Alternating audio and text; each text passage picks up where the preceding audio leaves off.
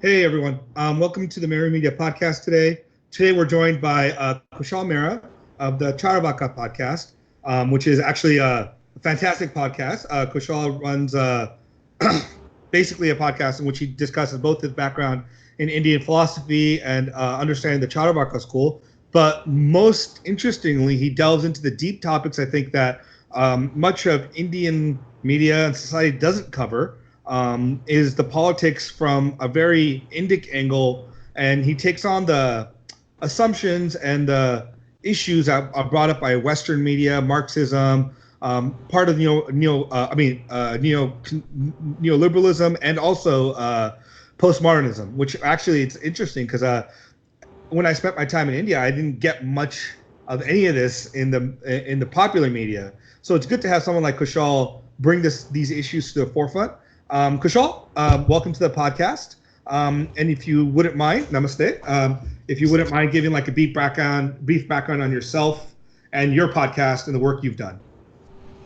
Namaste, Mukul. And first of all, thanks a lot for inviting me on your podcast. It's been a lot of fun. I actually saw a couple of episodes of yours where I actually enjoyed it. So it's good to see more and more Indians joining the podcast sphere, because I think we need at least 15 to 20 good podcasts as far as, the Indians are concerned. And we need them to, spread around globally. So I was really happy that you've also started podcasting. So as far as I'm concerned, I think 2.5 years ago, I mean, I've been someone who's always been a person who likes to read a lot and think a lot. So it starts from there. You start reading a lot, you think a lot, and then you watch mainstream media channels in India, and then you just see unadulterated garbage.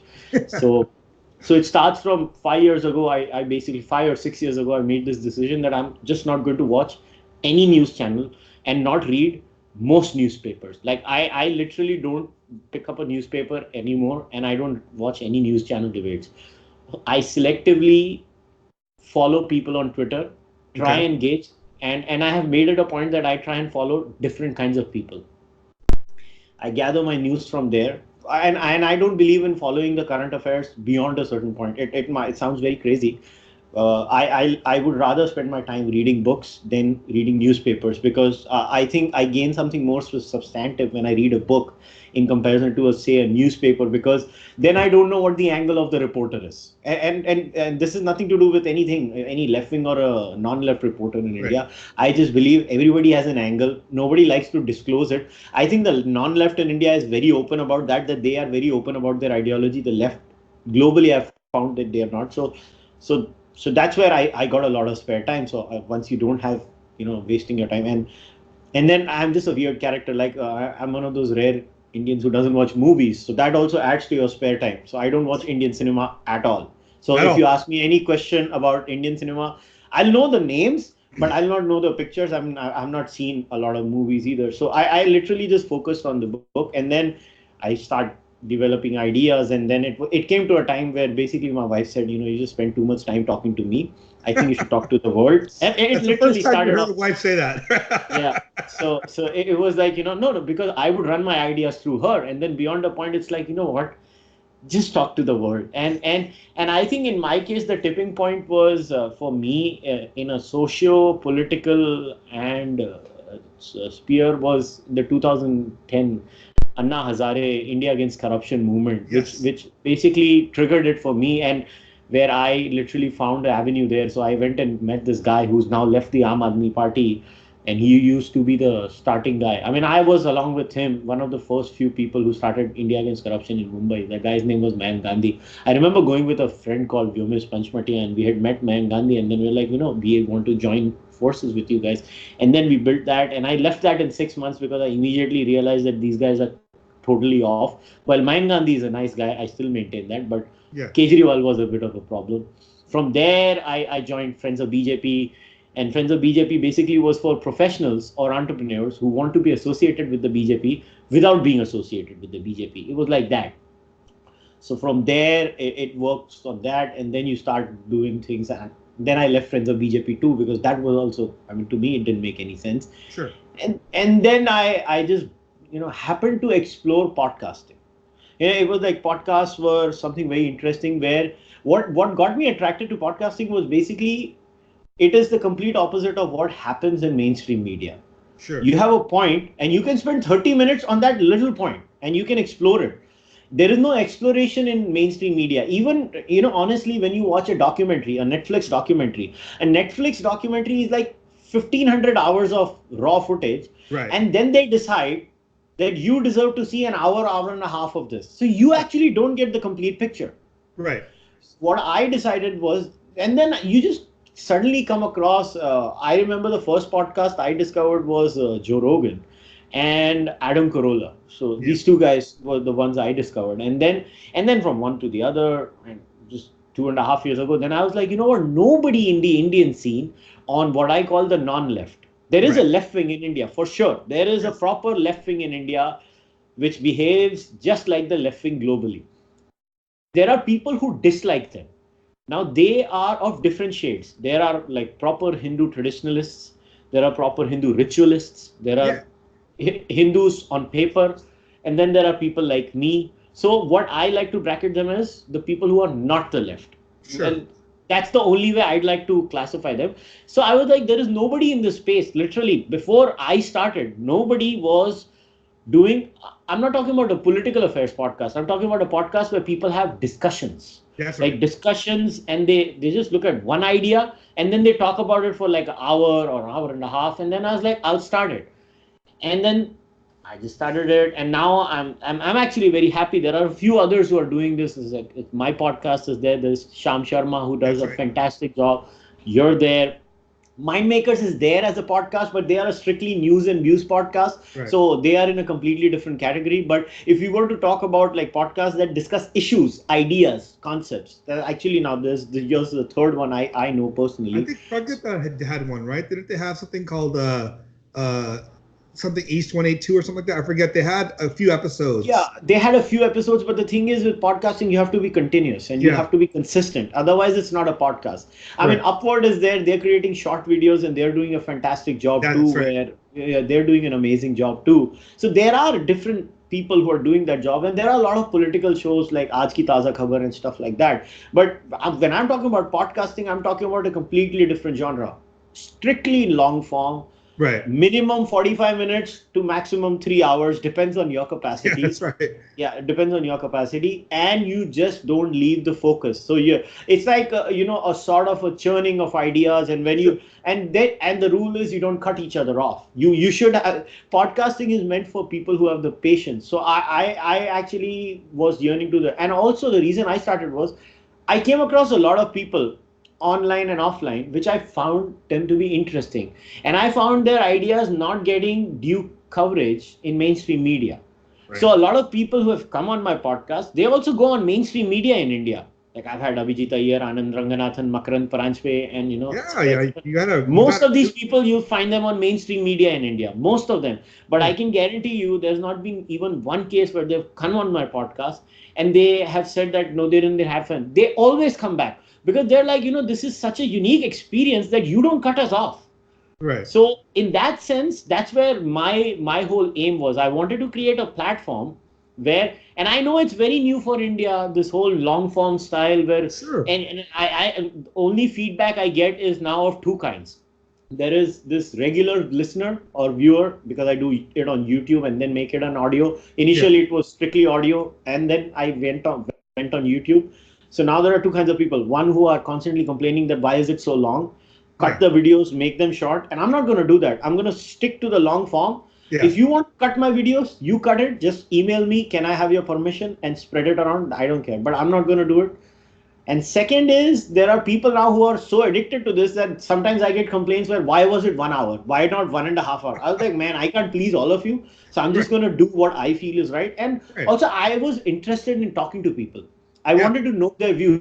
Like, I'll give you an example. I had Nitin Sridhar on my podcast. Yeah. I think on a scale of 1 to 100, I'll disagree with Nitin on 95 things. Sure. But Nitin had more fun talking to me than most people, because he's like, I know you don't agree with me. You still didn't cut me off. You still did not make any snide remarks. You were not disrespectful. And I knew you don't agree with me. You still gave me a platform to speak my mind. He's like, I can respect that. And that's what I want to do. I mean, I don't agree with probably 70% of the guests that come on my podcast. I don't agree with them. Nothing says you have to. Yeah. But my whole point is, can we have civil discourse?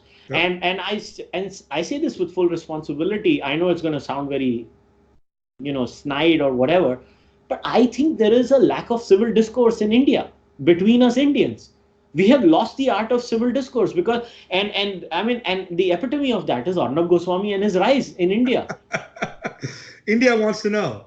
Yeah, I mean, he just keeps shouting and nobody speaks. There are 18 people on the screen, and then the answer is the market decides. Well, obviously the market decides, but the market cannot be the gauge of everything in life. That's right. I'm not saying Arnab Goswami needs to shut down. All power to him. He should grow 1,000 times more. I wish him all the best. But my point is, there has to be a space where people want civil discourse. So to finally end this answer, this is the reason I started podcasting. That was the reason. I wanted to create a platform where ideas get discussed without any preconceived biases or notions about the other side. Like when I talk to Nitin Sridhar, I assume he's a nice human being and he has good intentions in his heart. I'm just using Nitin as an example. Or when I call Makarand Paranjpe, or when I chat with anybody for that matter. Like I chat with atheists or ex-Muslims. Now I don't classify myself as an atheist. Right. I might have 9 out of 10 characteristics of an atheist. I still refuse that label personally. Sure. I don't like that label. I don't even like to call myself a Hindu atheist. I reject that label too. But my whole point is, when I call an ex-Muslim and I want to discuss with them, I want to listen to them. I want to understand their journey. And that's the reason why I podcast, at least. Right. I mean, you brought up some good points there, which is like, I think, first of all, it's not just the Indian issue of civil discourse, right? I think this is one of the big problems is the mass nature of media today, outside of like the niches we're doing, which is like our own media kind of world. Mass media tends to be very short, clickbaity kind of work, right? You just want you to read something really quick so they get the followership and not really engage in these topics. And the West has, I mean, not the West completely, but America has some good stuff here and there. Like you mentioned, Joe Rogan, Sam Harris has a great one. Even Jordan Peterson has his podcast is decently solid. There's a few more that are long form and you spend a lot of time on stuff. This is yours, I think, actually in India is one of the few I've actually found that has the long form and is, I mean, in English. I think there's quite a few in Hindi that maybe, I'm not sure, because I'm not really, I do know Hindi, but I don't really listen to like Hindi podcasts per se. But the problem I think in India is things are so politicized, it's difficult to have a conversation with people without people getting riled up, crazy, angry. Because I feel like, and you can correct me if I'm wrong, part of me feels like by calling it the left, we're doing it the disservice of saying that there's something uniquely Indian about it that makes it the left. It's not the left. I think it's just Western aping of Western Marxism and Western liberal thought, but without any of the proper foundations and buttress of it. It's kind of like whatever happens in the West has been taken piecemeal and moved into India without understanding how it applies to Indian society. And I think part of that is because they don't have that functional foundation, you tend to be much more attached to the conclusions than you are to the reasoning of how you got there. Well, I partially agree with it, but see, the left wing in India genuinely believes in those value systems. They genuinely believe in those things that they claim about. A lot of times people, they come across and they think that they're just blindly aping them. I don't think so. They're blindly aping them. I mean, that we have to give them credit. They're not, automatons. They have rationalized their position in their own unique way. They have rationalized it. You can question their rationalization or you can debate the degree of thought that went behind that rationalization. Sure. But Indian Marxists are genuinely Marxists. No, I'm not look at that word with the... Yeah, but I'm not saying there aren't. Like, for example, secularism, that concept of secularism that India loves to throw around. Do they even understand how it came, the history of secularism, why it was so important in the West versus why you can't take it in India in the same context? I mean, this is what I mean is you take an idea, and ideas are built not in vacuums, right? Inherently, we know ideas are built within a certain social confine, whether it's religion, politics, economics. There's so many different factors that create a particular idea. And if that idea is taken, just supplanted and moved into another civilization or community that doesn't have the same prerequisites or understanding of how the idea came, there'll be a problem in how you try to integrate it. And this is where I think, for example, secularism in India is so problematic, because you have this secularism that's somewhat trying to be Western secularism, but it's trying to reshape it in India in the 19th, 20th century without understanding the historic idea of secularism within India before. I think in the case of Indian secularism, it is a classic case of people knowing what it stands for and still not following it because it doesn't suit their political and identity politics goals. I think secularism in India is the most bastardized version of secularism in the globe. Yeah. I think there is no secularism. I mean, I think we should not call it secularism. What we call secularism in India is the worst form of identity politics, where every single political outfit, which includes the BJP, sure, is playing identity politics. And you know what the irony is? If somebody even did a cursory reading of Indian philosophy, whether Astic or Nastic, it is the most, individualistic journey you can have. See, Buddha's nirvana was his nirvana. It was not the whole of humanity's nirvana. Mahavir's moksha was his moksha. Shankara's enlightenment or Shankara's siddhi was his siddhi. It was not the siddhi of his followers. Right. So if you have to attain Buddhahood, or if you have to attain the level of the Jain Tirthankaras, if you have to attain Keval Jnana, or if you have to understand Brahman, you have to follow certain steps. Now you can use the steps of the enlightened masters, but the point is the effort is still yours. It's not like, I am a Christian and I'm about to die, but suddenly a father comes to me and says, do you believe in Jesus Christ? Oh, yes, I do. Yeah. My whole life I did not, but suddenly before on my deathbed, I said, oh, I believe in Jesus Christ and I'm going to heaven. What the hell is that? I mean, it makes no sense. It doesn't make sense within our framework, but it makes sense in theirs, right? Yeah, but look at it from my point of view is that for a society that has such an individualistic philosophy, at a personal level, at a spiritual level, we are very individualistic. At a cultural level, we are very collective.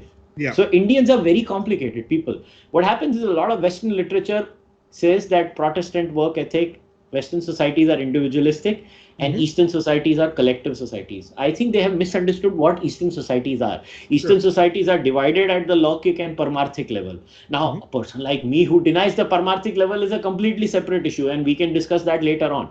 But my point is that they could not understand how Indians function as a society. They did not understand the Indian psyche, that Indians are actually very individualistic, but they understand the value of collectivism in many places, and then they try to create a balance between both. So what they did was they read Confucius, where everything was about harmony, and everything was about filial piety, and everything was about listen to your elders to the extent of bowing down to them no matter what. And then they kind of superimposed that Confucian ethic to the entire Asian continent. And that's what has happened in the case of India. Now, funnily enough, they have read Buddhism. They have kind of understood Buddhism. I don't know why still Hinduism does not get that seat at the table, as if, 60%, 70% of Buddhism, with due respects to the Buddha, who I love and I have his portrait and, murti in my room. 70% of it is kind of Hinduism. Yeah. You're right. So there's a couple points there, right? So I think one of the reasons why Buddhism tends to be seen as this, I guess, enlightened modern kind of not religion but way of life or psychological process is actually I don't know if you've ever had the opportunity to speak to Joy Dibabchi or Vishwa Adluri. They write and they take part of this from Balagangadhar. The idea that Buddhism was seen in the context of the Germanic interpretations of our text, which were the primary people that came era, as being like the Protestantism of India, right? So the Hindus end up becoming like either the Catholics or the Jews, the people that they had to change from. So Hinduism, I think even today, is seen as this fixed, monolithic kind of entity that exists somewhere out there, in which Buddhism evolved from and broke free of its chains. But like you said, 70, even 80% of Buddhism is Hinduism. Because if people don't recognize this, it's, Buddhism was really like a particular practice for shamanas, for people that had wanted to walk away from society, right? Their societal practices were through and through Hindu. They will still do yajnas. You still see, like, Tibetan Buddhists in Japan doing yajnas using Sanskrit, right? Doing their own version of the havans and stuff. But their entire social status, the Varna system was still in place amongst the Buddhists. It's still in place now amongst most Buddhists, except for the Ambedkar Buddhists, right? Ambedkar Buddhists are a very different branch of Buddhists, but most Buddhists still follow some sort of hierarchy.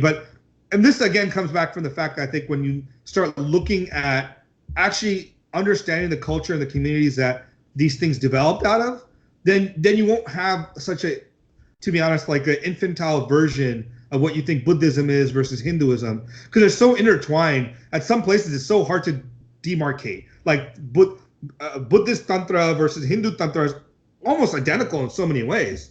Like you just can't differentiate. So I think part of the point that you're making, and which I totally agree, is there is a sense of total lack of understanding of our culture by many people within the cultures.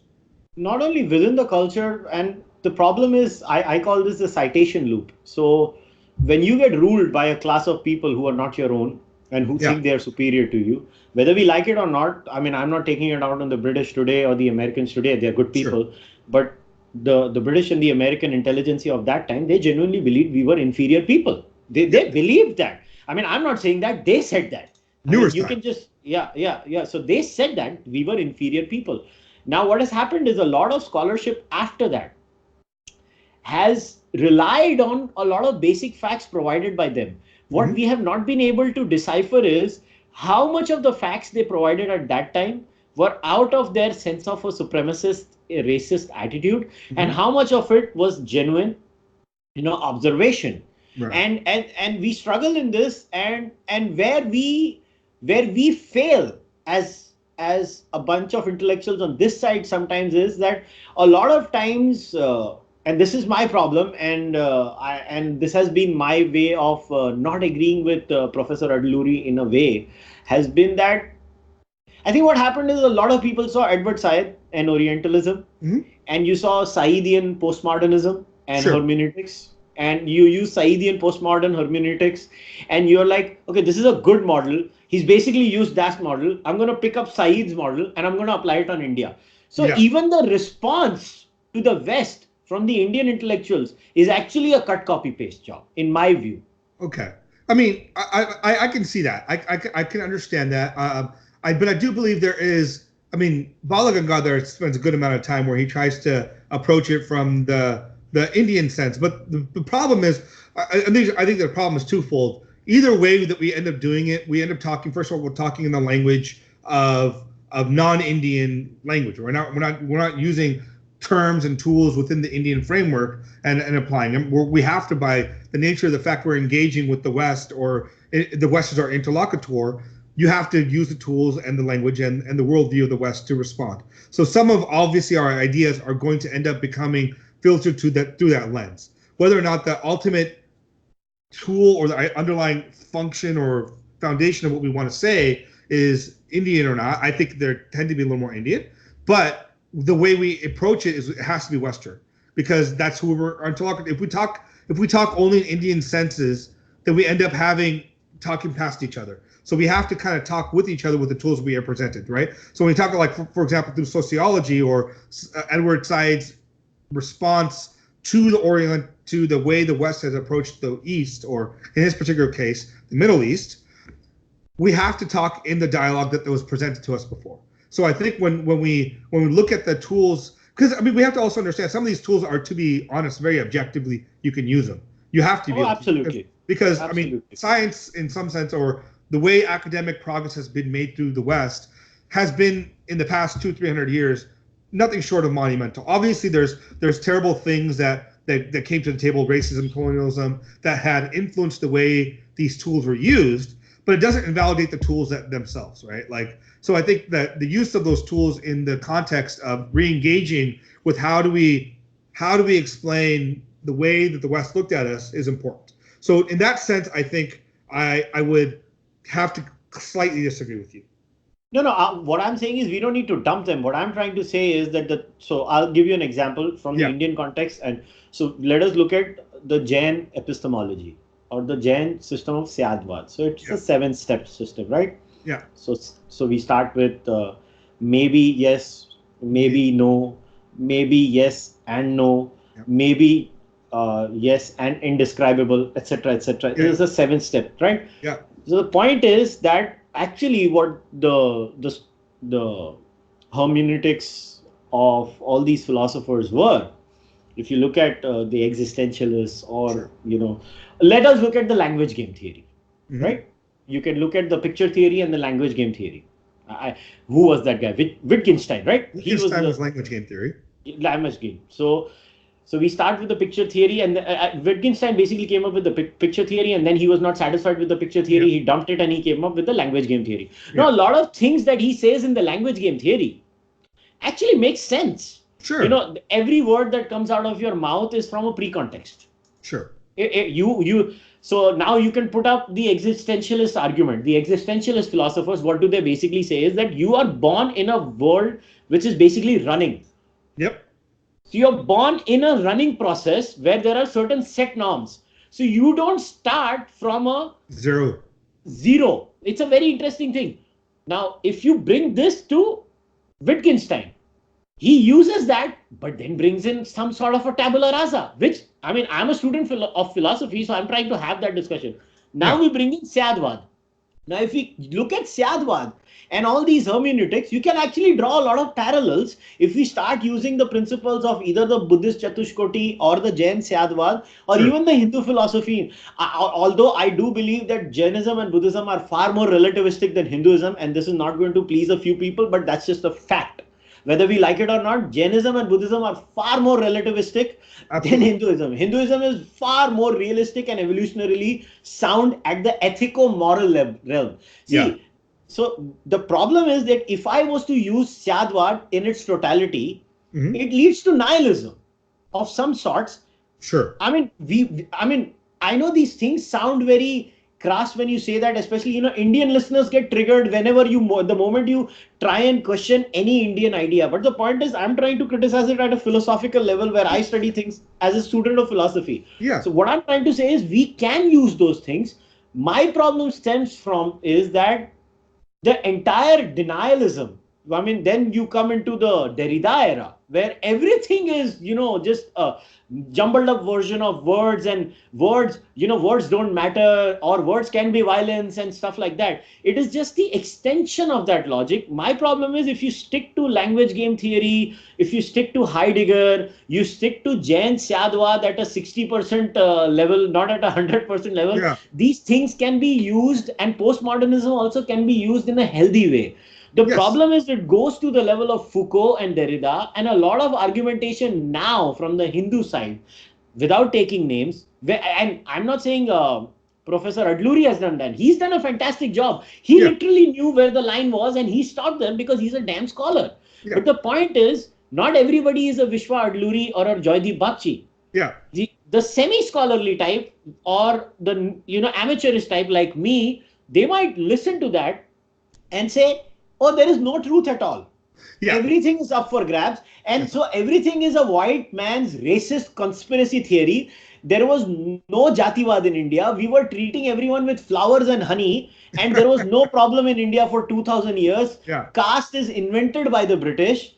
And maybe the word was invented by the British. But Jativad was not invented by the British, right? My problem is that a lot of times these discussions, they start at a level A of the level of the scholar. Then it percolates down to level B of the consumers of the scholarly work, which might be you and I who are serious about it. And then there is a level C, D, E. The pop culture is never decided by A and B. The pop culture is divided C and below. And that's where I see a huge relativistic argumentation where my religion is and I'm not saying only Hindus use it. I don't care what Christians do. I'm a Hindu, right? I will only talk about my community if I want to discuss my community. I have given the by default assumption that Abrahamism sucks and Hindu philosophy is better than it. You're So right. I don't even need to care about and I see sometimes people sympathetic to certain aspects of Indian philosophy. They Yep. tend to dwell into that highly relativistic zone where, oh, this is not true. This is a Western conspiracy theory. No matter what scholar comes, he was a racist. Not everybody is a I racist. agree. Not everybody is a supremacist. So my aim to bring it to my podcast was I wanted to clear this relativism conundrum. I wanted to, remove the dust of the relativistic ideas Yeah. and get into the nuances. That's why, I mean, even my last podcast, I had the most mundane thing where I'll give you an example. It's an example from politics, right? Now, Modi had his first speech in the House of Parliament, right? Uh-huh. Where basically it was a gathering of NDA. They elected him as the leader of the NDA. Right. So he did a small gesture while walking before he spoke, right? He went and bowed down to the Constitution of India. It's such a desi thing to do. Now, there are multiple ways one can look into that gesture where it was just to send a message to the opposition where, look, I believe in democracy. And I think that's the only thing we can read into that. But then there could be multiple readings, right? It could be that we are not going to make any change in the democracy. And now a person like me found that to be so fascinating that I thought I should discuss this. Right. And I should have a 1 hour discussion on something as mundane as Modi bowing down to the Constitution. Right. My point is, if I don't do that, there is no material online where people actually have concrete answers to serious things like bowing down to the Constitution. Is it good or bad? That's Right. what I'm trying. Sure. No, and I think you made some good points here, and I'm going to try to flesh them out with you, right? So when you first talk about Syadvad, I think, are you talking in the sense of the relativism as epistemological relativism of where you can't know the truth, or are you trying to make an ontological claim that they claim that everything is by its nature relativistic? I think it's more ontological, where they claim that everything by its nature is relativistic. To give due credit to the Jainas, they say there is a truth. Yeah.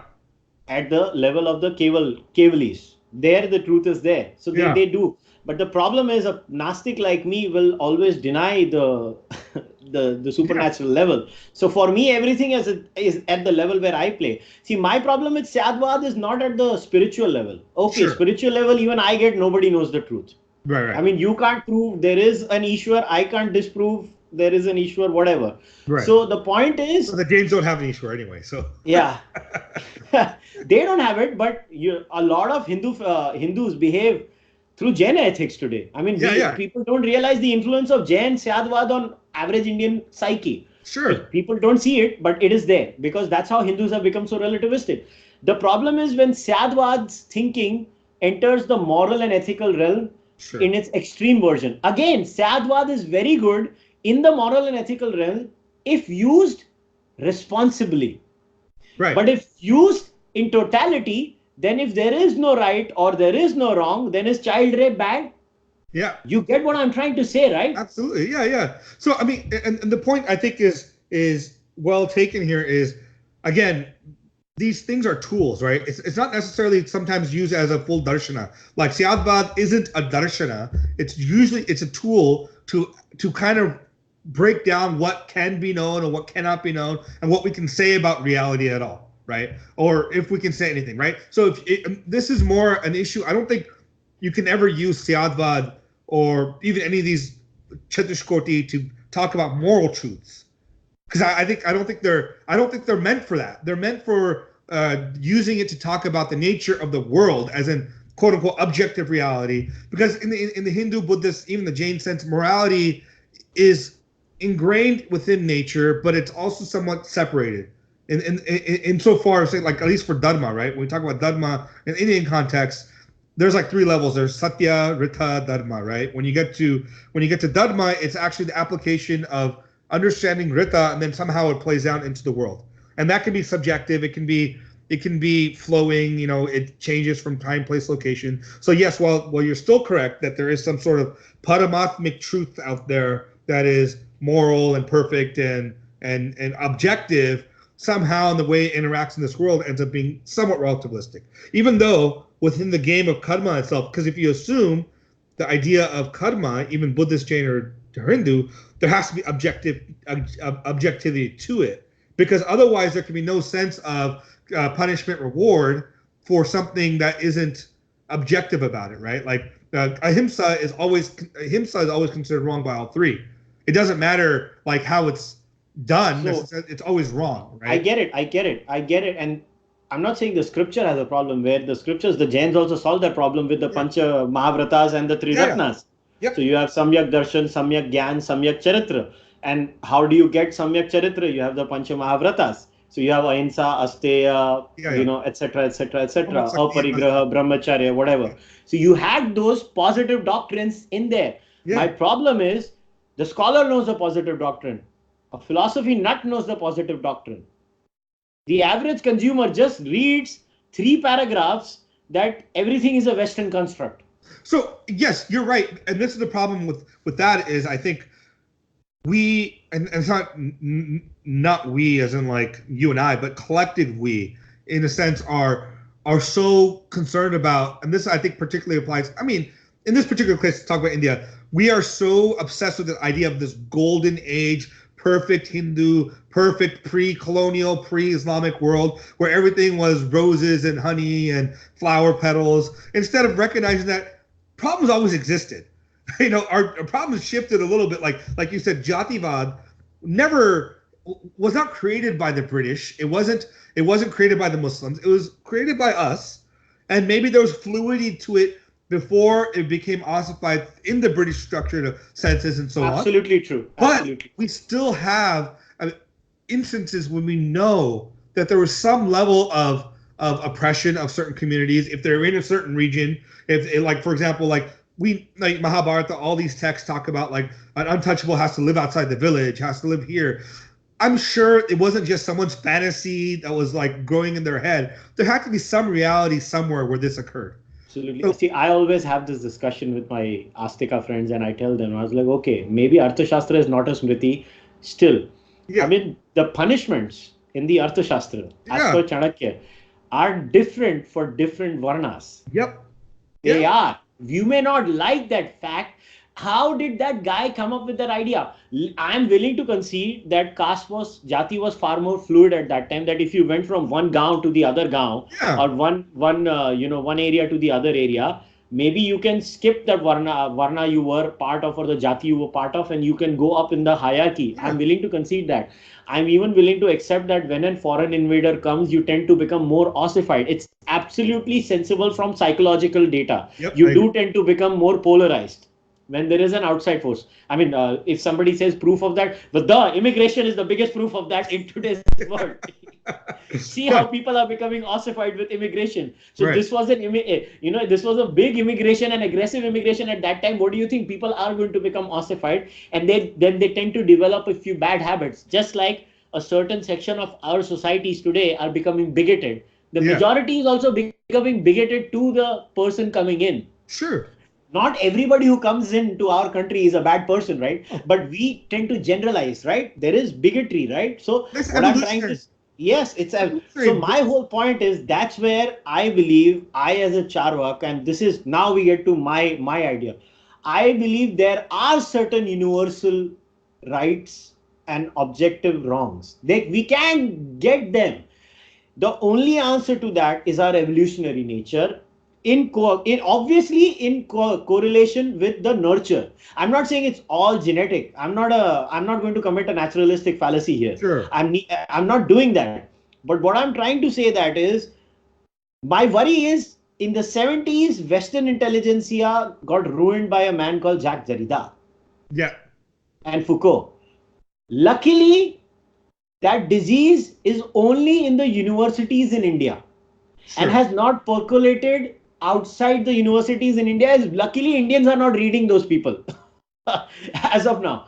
But my biggest fear is that through our curriculum, we will have this, and even the response to the Western hegemony or the Western thought control on who we are as people, the answer is a lot of tools, a lot of deconstruction of Derrida. It's a horrendous solution to a very bad problem. That's what I'm trying to say. Okay, so I have a couple of follow-ups to you. So you don't believe in paramarthmic. You're very vyavaharik or based on the loka. Then how do you ground your objective moral truths? Is it very similar to Sam Harris's his moral landscape book that he comes out with, or is it more how do you develop, or the two questions? How would you know that they're moral truths, and how do you come to those conclusions? Okay, very, very good question. I actually have not thought of it like Sam Harris, although I've read his moral landscape. I've actually read all the work of Sam Harris. Very interesting guy, by the way. Yeah. Fascinating guy. So I always find this question very interesting and funny at the same time. Yeah. When religious people or astikas ground their truths, right? Moral object. They have moral objectives too. Yeah. They ground it from a Paramarthika source. They do. Yeah. They do. They whether it's the Advaitins or anyone, their moral objectives come from like for the Buddhists, there were what they call the dharmas, right? Yeah. There were 72 dharmas or for one type, or there were 43 dharmas for the other type. Everybody has objective moral values that they ground them through some source. In the case of the Jainas and Buddhas, they ground it from their teachers. Yeah. In the case of the Hindus, they get it from the Vedas and the Upanishads, and the Manusmriti also has the 9 or 10 values. Right. In my case, everybody is allowed a priori assumption. Sure. Why am I not allowed that?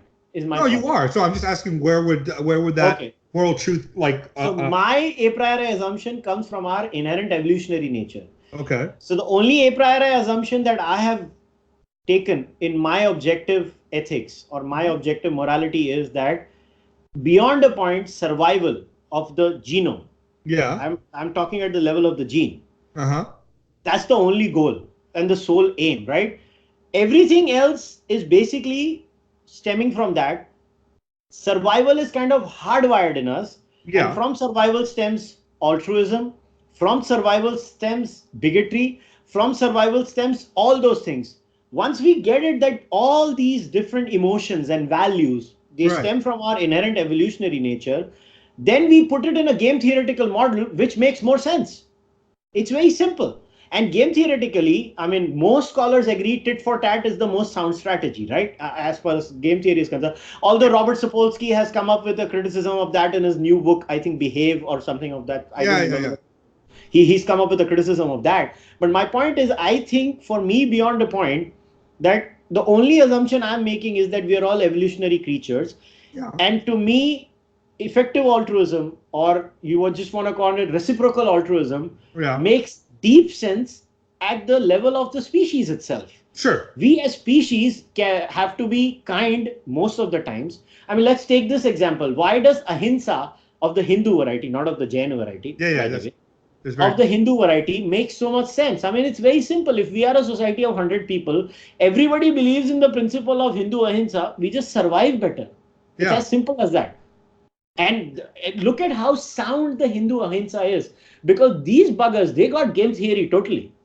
Because they realize that if the other guy is Abu Bakr al-Baghdadi, I can't be a bloody pacifist. So if Abu Bakr al-Baghdadi came and came to attack me, I'll attack him in self-defense. Yeah. So they allowed self-defense, unlike the Jainas and the Buddhists, who are like total pacifists, but that was the Shramanic lifestyle, as you said. We were not Shramanas. We had the ashram vyavastha. We became Shramanas when we become old farts. Yeah, but so the Hindu, actually, if you look at it, Hinduism makes the most sense in these areas evolutionarily. Yeah, and I do agree with you. Like, I think the way you're grounding it in evolution or the idea of survival of the genome, I mean, I think it's been proposed by obviously evolutionary biologists before. I think, not Jay Gould, but obviously Dawkins talks about the origins of morality, and evolutionary psychology today is the entire field's about this concept of where our moral. That's where I get it from too. Yeah. So, I mean, a large part of it, like, for example, I mean, you can notice that even amongst chimpanzees, their ideas of justice or fairness come from they do the same act, but you give one chimpanzee a certain treat and you give the other one another treat. Yeah, they see the difference, right? So this obviously is very hardwired into us. But I think the question then becomes is, there's so many different types of, and this is maybe not a question that you and I can answer at any day, but like there's so many different types of moral behaviors and truths in the same goal of survival or passing on the gene, right? For one, like you say, tit for tat. You come after me, I come after you, I end your entire species, or not your species, but your tribe and your people, and that can ensure a good amount of survival. The other tactic can be like, okay, you know what, you came after me, let me reconcile with you, build a larger community where we're together. That leads to another type of survival. Both survivals lead to both actions lead to equal chance of survival. Maybe, I don't know the numbers. What makes one better than the other? I mean, that would be the question, right? Because if the goal is genome passing on and morality is just a byproduct of any action that leads to that being done, then what differentiates one act versus another? That leads to the same. So again, there we'll have to create another a priori assumption that the survival of the entire set of people as a species is the most noble value. So right. It's just not my gene. I have to get over my inherent nature, and right. I have to create strategies where which strategy will ensure that my gene survives the most. I think the strategy of looking at all of humanity as one, which includes the animals, by the way, right, which includes the environment, by the way.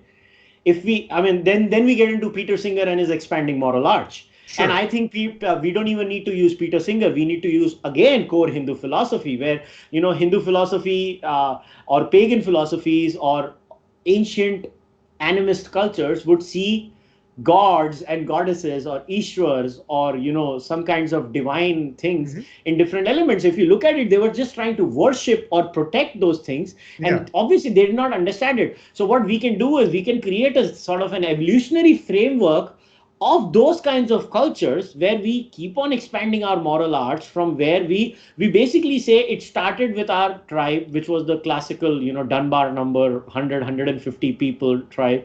Right. Then we found agriculture. We need to upgrade our ethics. Agriculture led to these serious religions, and these serious religions have gotten us into a new situation where we are not used to living with 1 billion people in a country. Sure. And with 1 billion people, we need to expand our moral arch. Now we are in the internet age where, look at you and I. You're sitting in United States. I'm sitting in India. Yeah. We're recording this conversation. And whether we like it or not, my moral decisions and your moral decisions are interconnected at a global level. So now we need to expand that tribal thinking. We just have to redefine the meaning of a tribe now. We need to make our tribe more global than local. While we are localized, also, I'm not saying we need to tear our passports down. I'm not John Lennon, and I'm not going to start singing Imagine. Yeah. What I'm trying to say is that the only thing you and I need to agree on is what? Mutual respect, reciprocity, and ahimsa. Yeah. If I am going to behave this way with people who believe in these three principles, mutual respect, reciprocity, and ahimsa. If I find anyone, black, brown, white, I don't care, who believes in these three basic qualities, I believe I can live with that person. It does not matter which religion that person follows or if that person is an atheist. So this is how I ground my morality. This is how I play the games in my head as a Charvak. Sure. No, I think for I would imagine for though that's a very, very, it's not just a Charvak position, to be honest. I think it's a very historically Indian position. Is anyone that comes to our community, our world, our part of the world, India at that time, Pakistan, Afghanistan, all those regions, you come with your religion, you come with your belief system. But the moment you come here, you treat us equally as we can treat you. You don't start wars with us. You do what you want. We'll do what we want. We're happy. That's really what I think the Indian or Hindu mentality has been for ages, right? And the thing with the Charvak position is there is no Charvak position. We don't know what the Charvak stood for. I'm just stating their position for them. Yeah, that's right. I mean, as one of the last few living Charvaks who claims to be a Charvak, you have the right to do that. So actually, and I was thinking about this when we were talking about the idea of, as I said, like a tribe can kill another tribe or a tribe can assimilate with another tribe. And I was thinking, this is exactly what Islam and Christianity did, right? They give you those two choices. You you either accept and assimilate to our tribe by our values or our system, our beliefs, or we exterminate you, right? So one is actually, I mean, they both lead to the same goal, but like you said, your gene pool is actually expanded when you include someone into your community, but doing it in a way that's used through the threat of force in some sense, right? Absolutely, and this is all I'm saying. Are there cut, copy, paste global answers for every scenario? Obviously, they're not there. There are caveats for some things, but you can have a template to work on. I believe the template of mutual respect, reciprocity, and ahimsa is workable. I believe reciprocal altruism. The key with altruism is it has to be reciprocal. If it's not, there is no reciprocity, then it doesn't work. The moment they break the reciprocity code, we behave with them in the game theoretical model of tit for tat. So I think it's pretty clear. I mean, in my head, it's pretty clear that if Abu Bakr al-Baghdadi comes, I'm going to kick his ass. But if Mahavir or Buddha or Guru Nanak Dev Ji or say, even a peaceful Bulle Shah comes, or Jesus comes, you're going to be like, I'm not going to kick their ass. Seem reasonable. So that's what I'm trying to say. So that's how I think, or that's what my aim as a Gnostic and as a Charvak is, that because whatever we know about the Charvaks is through a second person source. It's not like, the Charvaks were writing and their books survived. Even with Jairsi Bhatta, he basically was making fun of everyone else. He didn't state what he believed in.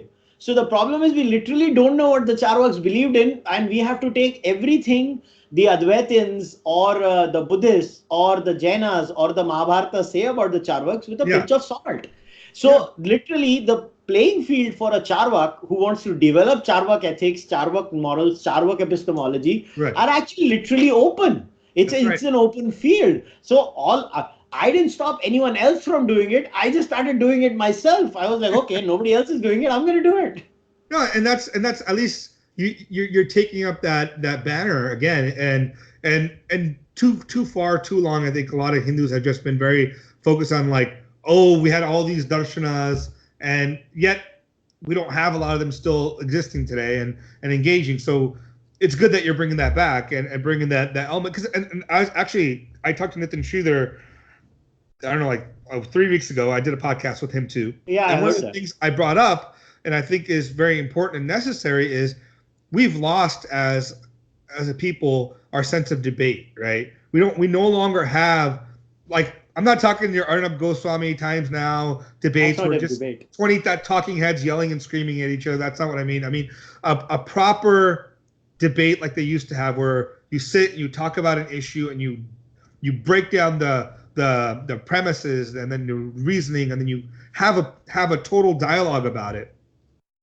And I won't even call it a debate. I would call it a manthan, sort of a Socratic manthan, where we ultimately our goal is that we want to achieve the truth. Truth, right. So, I mean, and this is something that I think the West, and to be honest, and this is because I mean, you've talked to Farhan Qureshi, you've talked to like a few of these people, right? A lot of these guys used to do apologetics, right? They would debate with a Christian or an atheist or whoever, especially in the U.S. I used to watch their debates for a while. It was just always interesting because it would talk, for example, their debate topic would be like, is God evil or something of that nature, or is the Christian God true or something like that. I don't see that happening as much within the Indian society, where we're actually trying to deal with not only internal indigenous Indian ideas, but even dealing with Islam or Christianity or any other religion that's parcel of the Indian fabric today, right? How are we engaging with the battle of ideas through the battle of ideas, as opposed to being talking heads yelling at each other? And I think this is where you bring a breath of fresh air, because you come in and you're able to actually have these debates as like the interlocutor that has no position on the religions, really, per se, right? On their philosophical ultimate, their ontological or metaphysical truths that they're trying to hawk. Yeah, the problem is that people don't read enough, and I don't expect people to read the amount of books I read, or for the amount of books a professor in a university reads. Sure. I mean, I don't even read as much as they read. I'm yet to reach that level. I mean, I've hardly read 300, 400 books. That's nothing. Yeah, but you have a full-time job. Yeah. So, but I mean, so what I'm trying to do is I'm trying to genuinely ask questions, because I think it comes with interest. In my case, I was genuinely interested in understanding how do you ground morality, and I think that is a very valid question. Where do your morals come from? And and for a person like me, it's a no-brainer. I was like, why doesn't everybody think, why do they do something good or bad? Right. Isn't it a natural thing to ask yourself, why should I be good to XYZ, or why Right. should I be bad with XYZ? And then I guess I'm just wired differently, and that's the only thing that I have been able to satisfy myself with, that maybe I'm just weird. And if I am weird, this is all I'm going to do. And I keep, like, even when I spend time on social media, I try to analyze what people are doing on social media, their behavioral patterns. Like, I have an ethical problem with the way social media is structured, Yeah. where they have basically created a drug machine where they're drugging people and they're making addicts, and they don't even have a statutory warning, unlike what you have on a cigarette bottle or a cigarette pack or a alcohol bottle. Sure. Where when you consume cigarette or alcohol, these are substances which Absolutely. will basically induce something in you and make you addicted to them. And we know that with gambling, because gambling has been declared as an addiction. Right. But nobody has declared social media as an official addiction, and nobody forces these companies to give a statutory warning to a new user at least once a year, or when they sign into their account, that, listen, we have created this platform, just like the Vegas slot machines, where your refresh button is like up to down, and the slot machines are like this. So you're going to get a dopamine rush every time you refresh. I'm just using them as an example to explain where I come from. Yeah. So for me, these things matter, and I've realized that they don't matter to most people, and I don't blame them, because they just want to live a happy life. But then, in that case, if most people are going to live a happy life, somebody has to do it. I'm just voluntarily doing it because it makes me genuinely happy. Yeah, and I think that makes sense. I mean, like, I tend to oscillate between being a Kantian moral position, always trying to do the categorical, imperative, right thing to do, with, in some sense, a very utilitarian sense of morality too. Because I think there's a mix, and luckily I find that mix well done with Krishna's idea of morality. Absolutely. Is done well, Absolutely. Right? He has Absolutely moral truths that are actually out there and they're true and exist, but they're within the way you work. You might have to be relativistic and utilitarian at times with your moral behavior. And I see that, and to me, it's like the way to, and this is, and like you said, a lot of people don't read, but I think a lot of people have these thoughts in the back of their head, and because I mean, we all live our lives in moral contradiction, right? I mean, Peter Singer talks about the inherent nature of how we do this, right? And part of the problem is that, like his example, was totally true, is you see a drowning child here, you're more likely to jump in and wade in and go after the child, instead of thinking about the fact that the child's somewhere else in the world that's drowning and affected by that, right? Because there's a visceral connection to that child right here versus the child farther away. And this is one of the things, I mean, well, there's also a constant saying, right? Death of one person is a tragedy, but 100 people is a statistic, right? Yes. It's simply like, if it's not personalized to us, it becomes very difficult to have a moral sense and grounding, and it becomes very difficult to live life if you really think about it, right? If we're affected so badly, we say someone get hurt in front of us, but we start to really empathize and feel about millions of children dying around the world, I think it will put a stop still to everything we're doing in life if we really thought about it, right? So obviously, I think there's an evolutionary brain way that we're dealing with it, compartmentalizing all these things. Yeah, absolutely. I mean, even in the case of William McCaskill and his example, where there is a fire in the house and there is a child and then there is a $10 million Picasso, what should you do? Right. I mean, the assumption obviously there being that the $10 million Picasso can be sold, and all the money from the $10 million Picasso can be used to save, say, 1 million children's lives. What are you going to do? And obviously you're going to be a sociopath if you save the Picasso, because everybody is going to save the child. But the point is, saving the child, if you use this argument, is not the rational answer. And to add to what you say about Krishna's ethics, in fact, if you look at it, Krishna's Nishkam Karma and the categorical imperative, where, doing a duty for duty's sake, right? It's a deontological ethic. Right. So duty for duty's sake is Nishkam Karma. Yeah. That's right. Nishkam karma is kam kar, phal pe tera adhikar nahi hai. You have no control over the result, so do duty for duty's sake because it's the right thing to do. And he tried to ground it in obviously the karmic cycle of one birth to the other birth. Yeah. But the point is, the Kantian categorical imperative, you're 100% right, is very simple, very similar to Krishna's Nishkam karma. Yeah, but the difference with Krishna was also he was very utilitarian. When things needed to be done, he was just the moral requirement of the imperative was taken to a larger level, which is what's the goal? What's the duty here? Is it to fight the battle? Okay, now I'm going to fight the battle. How do I fight this battle? Do I fight it righteously? Well, yes, if the person fighting me righteously is fighting righteously, I fight back righteously. But if you're going to break the rules, then good luck. I'm going to throw all other rules out the window, and I'm coming after you in whichever way I can, right? Which is what he does.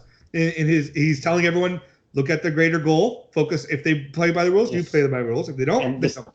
This is why Krishna is superior to Kant. This is why Krishna is superior to Kant, because in the Kantian world, you simply cannot lie. Yeah. Krishna lied himself. Remember what he did with Duryodhana. Yeah.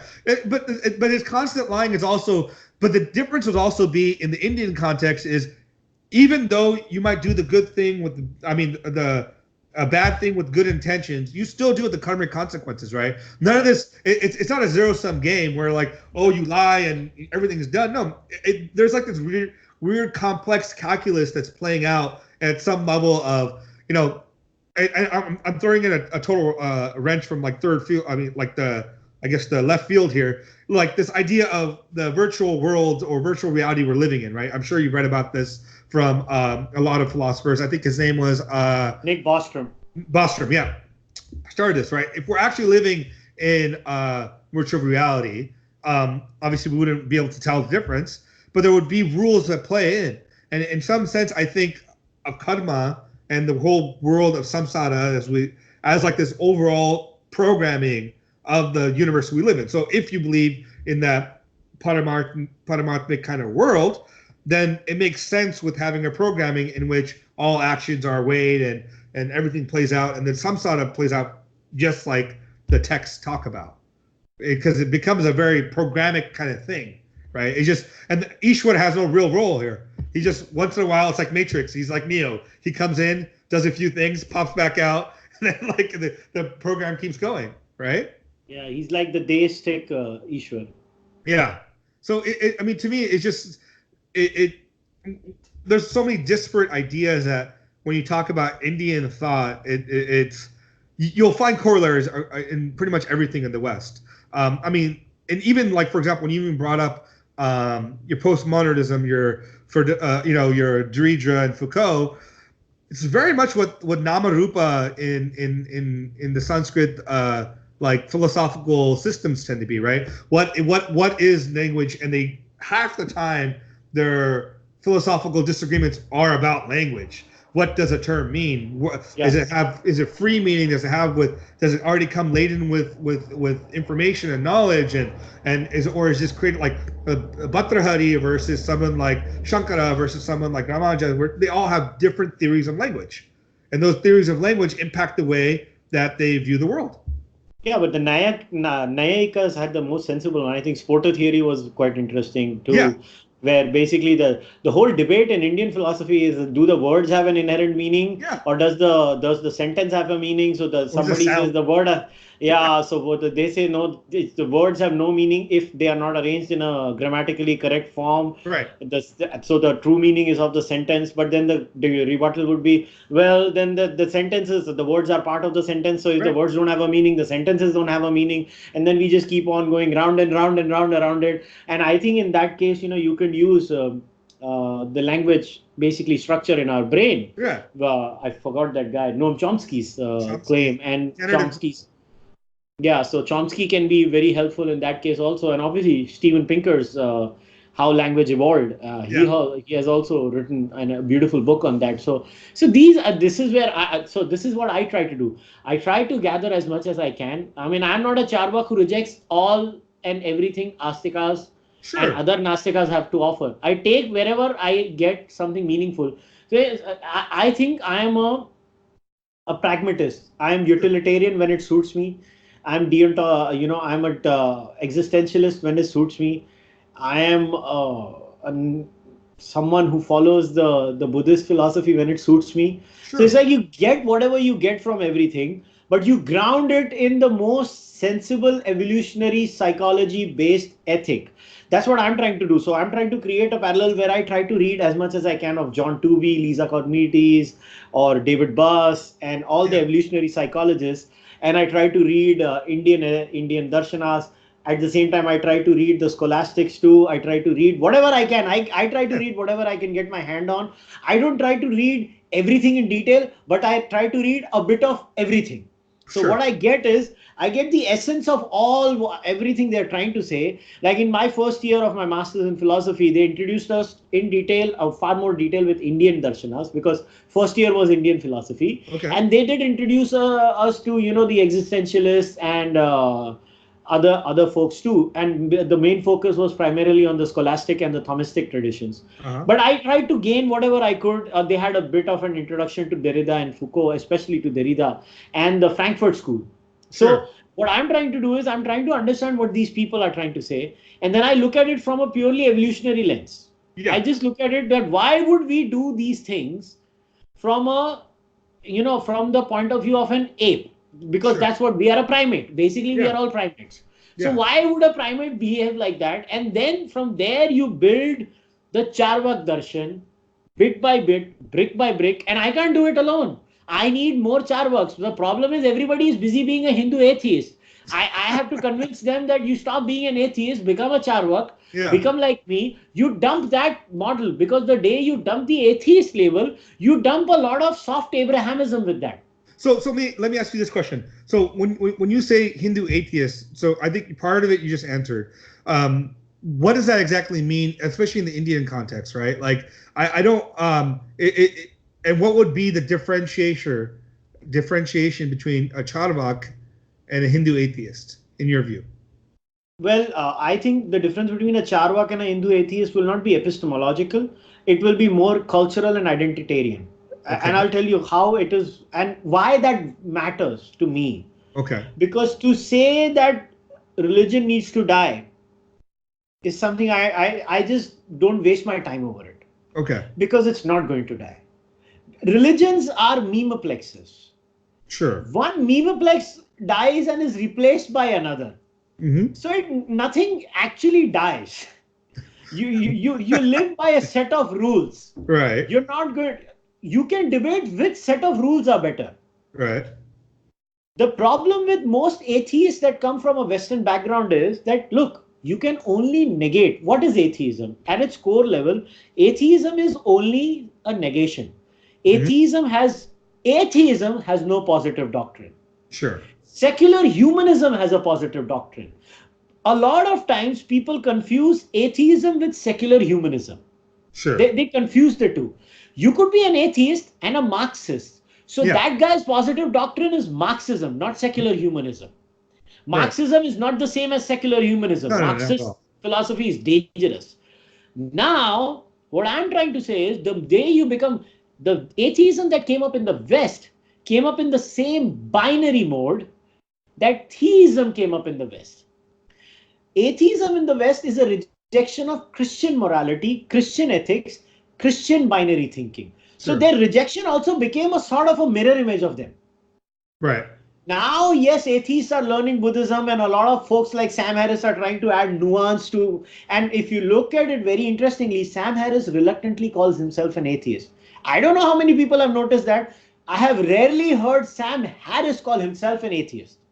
Well, I mean, he did, especially in the early parts where he. But he rejected that label now. Yeah, I mean, he hasn't really brought it up much. You're right. He's kind of like stepped away. But I think because his focus, I believe he thinks it draws too much unwanted attention towards his atheism as opposed to his other ideas and his other pursuits in life. The problem is Sam Harris likes a lot of Buddhism. Yeah. So he can't be an atheist really because he likes a lot of Buddhism. So he has to dump it somewhere. But Buddhism itself is only atheistic insofar as there's no Ishvara. So it's Anishvarvadi, is you can say that instead. But it's not atheism in the sense of total rejection of religion. True, but so this is my whole point. Why I think Hindu atheist word makes no sense is what are you negating? Are you negating a Christian God? Are you negating Christian ethics? No. You can be an Astic and a Nastic. Our game, our playing field is different. So I give the example of two ships. There are two ships. The one ship is the Abrahamic ship. Yeah. In the Abrahamic ship, there are only two options in life. It's either this or that. You either go to heaven or go to hell. Yeah. And the atheist also functions the same way as the Abrahamic guy does. It's pretty much the same. Yeah. They don't like to listen to that because they have closed their mind as much as the Abrahamic guy has. Right. And then there is my ship. My ship is the Indian ship, where you are there, I am there, everybody is there. All we ask is mutual respect, reciprocity, ahimsa. Everybody goes into the same ship while we debate, while we have beer together. If you don't like beer, don't have beer. You can find every single person has a room in the ship, including the binary atheist himself. That's right.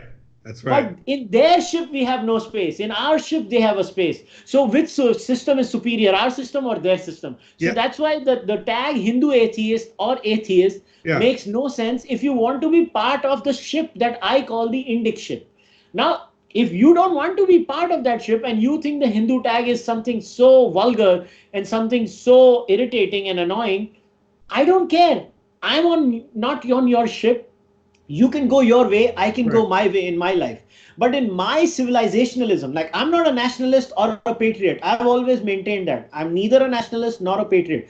I believe in something what I call civilizationalism, where the boundaries of India, while they exist, they have to be flexible to people who are sympathetic to Indic ideas anywhere in the world. Right. This landmass has to be the natural landmass, irrespective of their skin color, to people who believe in these core Indic values of plurality. Okay. So tomorrow, if shit hits the roof for people who believe in our ideas in America, India has to take them. So everything is interconnected in my worldview. No, and I think this is, I mean, I do have a couple questions to follow up on this, because I think this is actually a good segue also into the conversation about the politics and the political nature of India currently. And you actually did the perfect segue talking about it. So So we have this plurality of different positions. Obviously, like you said, your example of two boats, right? And it's basically, in some sense, in my assessment, it is really about binary versus fuzzy, right? In the Indian system or Indian civilization, everything's like a fuzzy logic, and I wouldn't say European, because European also includes pagan, but a very particularly Christian Islamic mentality is very much so like this binary, yes, no, heaven, hell, and that. So in that context, why, and this is where I'll transition in, why is there such a sense within the Western, and I guess a large part of Indian media, that Hinduism in India is such a terrible force, while the Christians and Muslims there tend to be viewed as kind of like the great case of like flowering of ideas in some sense? Yeah. So just to give a proper word to what you call fuzzy, I would say, if people remember, in Facebook there used to be a status option called "It's complicated." This relationships, yeah. Yes. So that's how we define our relationships in India. I think everything is complicated. Yeah. But now to come on the political understanding of India, I think the biggest problem is that how India has been governed for the last 70 years has been by a group of people who belong to a certain mindset. They have typecasted India in their own mental template. I mean, it's all about what mental template you use. Sure. The mental template used by the Indians of India is the template that is a very weird identity politics laced left-wing postmodern view, where everything is, oppression Olympics. There is a hierarchy of oppressed people, and in that hierarchy, Muslims are far more oppressed than every other group in India. Then come the Christians, and then if the conflict is between the Muslim and the Christian loses, the Muslim wins. Then the conflict is between the Dalit and the Christian wins, the Dalit loses. Similarly, Dalit and Muslim. The conflict is between the Brahmin and the Brahmin loses, the Dalit wins. So it's basically based on this oppression Olympics and victimology poker, as Professor Gadsad you used the beautiful word. So everything is based out of that victimology and oppression spectrum. And in that, our entire political setup is based on that. I always maintain that India does not have any political outfit that is actually truly non-left in thought, including the BJP. BJP is a left-wing party. BJP is a left-wing political outfit in India. The entire Indian political spectrum is the different shades of left-wing politics practiced and experimented on brown people in India. So, can you explain what you mean exactly by left-wing politics in this sense? Everybody is a socialist. That's pretty left-wing. The Indian Constitution itself calls itself socialist, secular, which is very weird. And the Constitution had to say we are secular. So weird. I mean, it just makes no sense.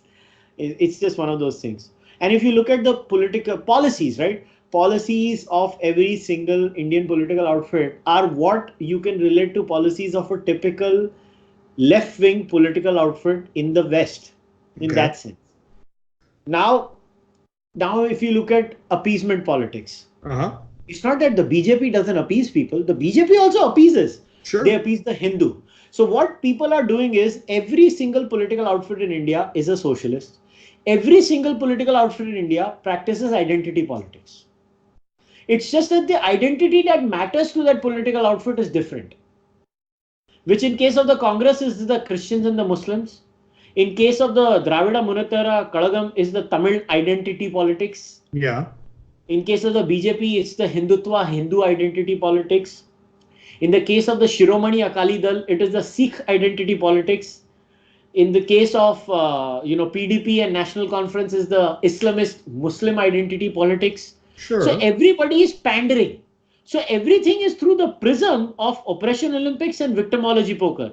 So there are Hindus claiming victimhood, Muslims claiming victimhood, Christians claiming victimhood, language groups claiming victimhood. Everybody is claiming victimhood because we have created a system where we have incentivized people to declare themselves to be victimized and backward.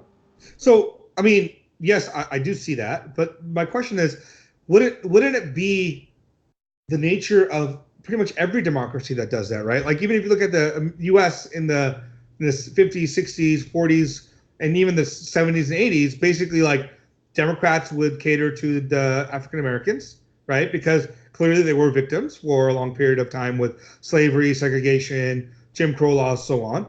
So and then what has happened recently is that the Republican Party, after Lyndon Johnson, left, LGB left, and started the Democrats, made them into the liberals. The Republicans became the conservatives, in which became the party of white people or white WASP conservative people. Now, isn't that the case? I feel like every country plays identity politics in their democratic elections because the nature is you have to kind of do that, right? And if you're homogenous as a country, it's much easier not to have the identity politics because you focus on issues because everyone else is basically the same. But the more and more you become more diverse in terms of religion and culture and communities, everyone wants to have a say. Everyone wants to have their people represented. And sometimes that maybe it comes down to people are more concerned about diversity of skin color or diversity of a particular in-group versus diversity of ideas, right? The latter being the more ideal thing that people would want, diversity of ideas, but people tend to end focusing on diversity of outward things, color or your religious groups. So how is it any different from anywhere else then? Well, there is a huge difference because you have completely skipped the key differentiation in most Western democracies. Is not really so much on the basis of cultural issues, it's economic issues. The differentiation over there between the Republicans and the Democrats is not just on the basis of identity politics, it's also on the basis of economic policies. There, they are distinctly different. Both groups may pander to a particular race, but when it comes on economic policies or on certain worldviews, they are distinctly different. In the case of the Congress and BJP, I can print out, and I always say this with my friends, I'll play this game with them. I'll remove the emblem and the name of the political party out, and I'll just present their manifestos. I think you guys did, you had an episode with was it Sai or somebody else? No. I did it with Ruchir Sharma. Yes. Where basically Ruchir and I and another gentleman, we tried to do this game where I had done it with a friend of mine who's an ex-Muslim called Haris Sultan. So I had told him, I'm going to give you policies, you tell me who did it. And he could not understand if it was a BJP policy or a Congress policy because he thought everything is Congress, and I kept on giving him BJP policies. So I was like, you get it. There's no difference. So that is where there is a significant difference between Indian politics and Western politics everywhere. There is a capitalist wing in the West. There is nobody in India that believes in any form of free market policies. In 1992, we had to adopt it because we were bankrupt. Okay. It was not like we did it. And even today, the BJP has not stopped a single scheme of Congress. They have done every single policy with full force that the Congress did. So when people call BJP right wing, my objection is not that you call BJP a Hindutva party. They stand for Hindutva. The debate can be what Hindutva means for the BJP versus how it's projected in the West. That is a valid debate to have. But to call BJP right wing fascists is inaccurate because BJP is neither right wing nor fascist. No, so in that sense, I think you're absolutely right. I think right wing and left wing, like you rightly said earlier, is much more indicative of the European and Western world than it has been of India for the past, 76 years, right? 73 years or something like that, right?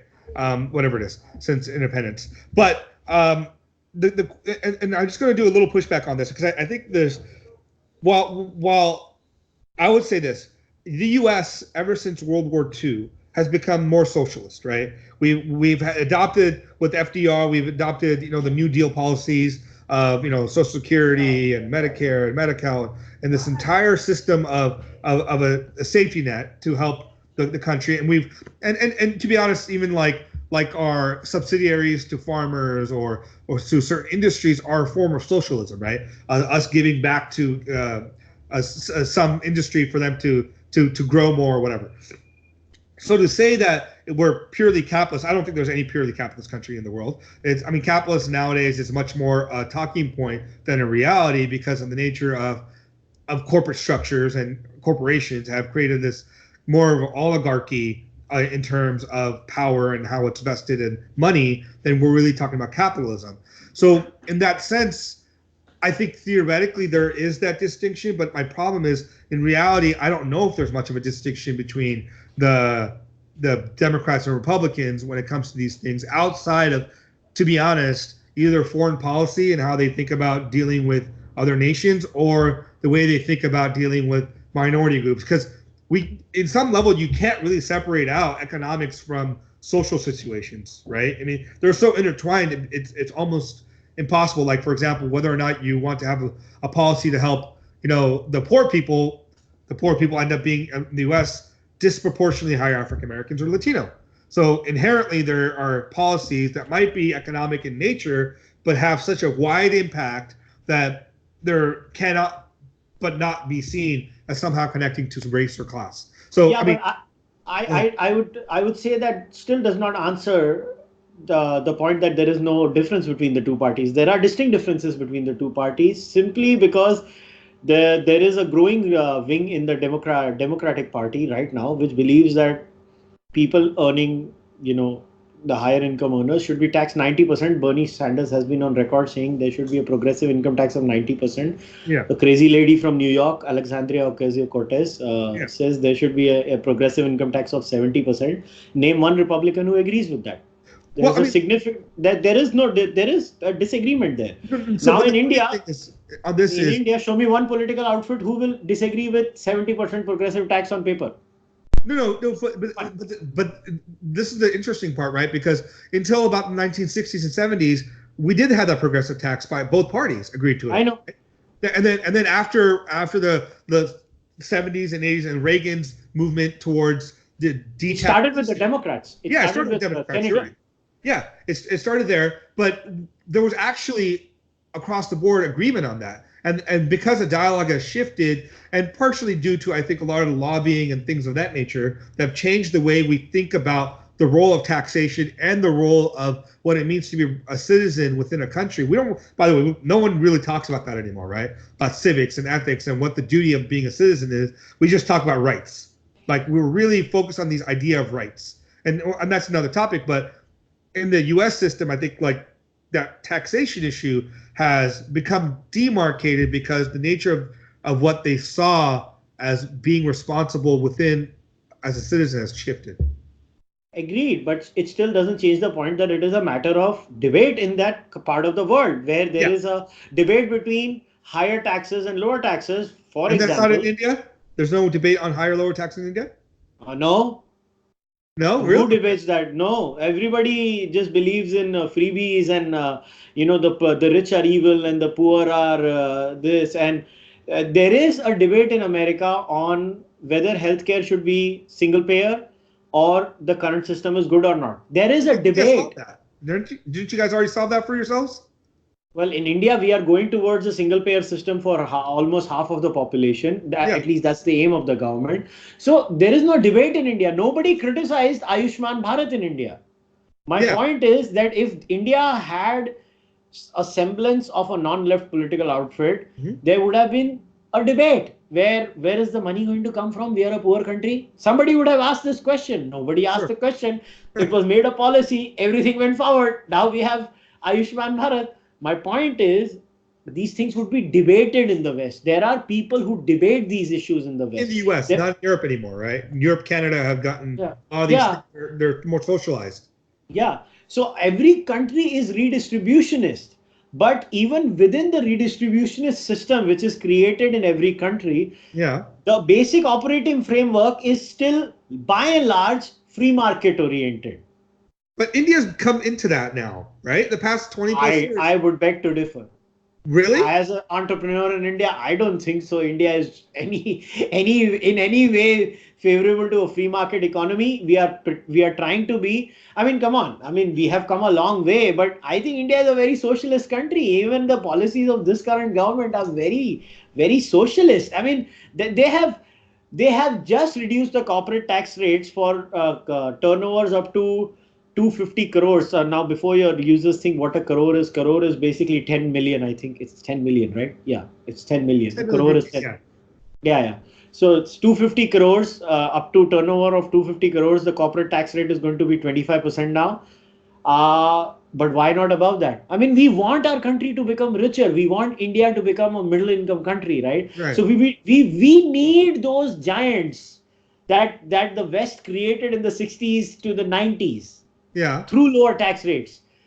We are not doing that. So that's my whole point is that I'm on, let us assume I'm on side X. My point is that in India, there is no politician on the side X. Everybody is on side Y, and everybody, the political debate in India is not whether taxes should be X or Y. The political debate in India is BJP is fascist and your secularism is fake. In America, there is not one debate. There are multiple debates in America. That is a political system where ideas are discussed. Everything in America is not about Trump looking like an orangutan. There are more things than that. I mean, I know Bill Maher made that joke about Trump being an orangutan and stuff like that. But even on Bill Maher's show, I know he's obsessed with Trump now. But if you go even a couple of years ago, Bill Maher would have serious discussions. You would have serious. I mean, you can follow conservative podcasts like Ben Shapiro, or you even the guys of Pod Save America, which is like a hardcore I Love Obama podcast, right? They have serious policy discussions. And that does not happen in India?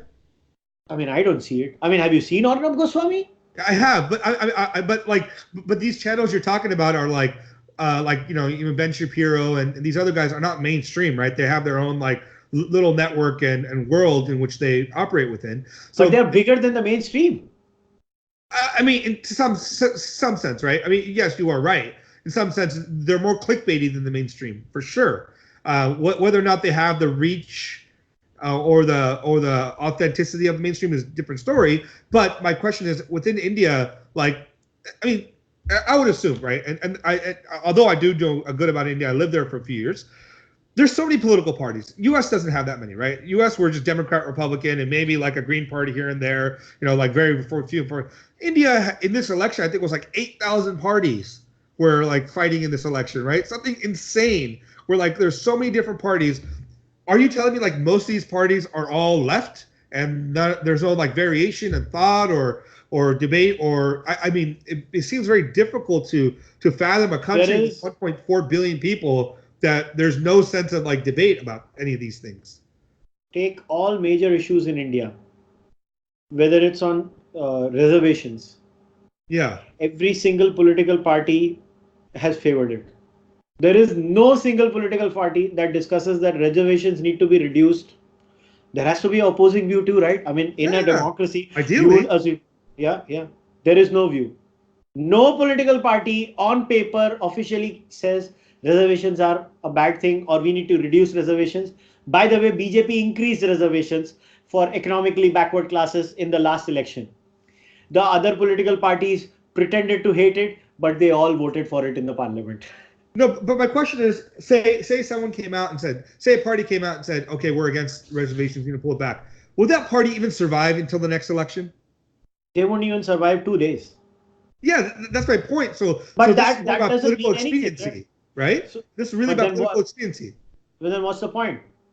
I don't know. I mean, then it's a societal issue, right? About whether or not it's not necessarily a political issue per se, because I'm sure there's people that believe that reservations need to be curtailed, right? Like, especially individuals. I'm sure vast number of individuals believe that.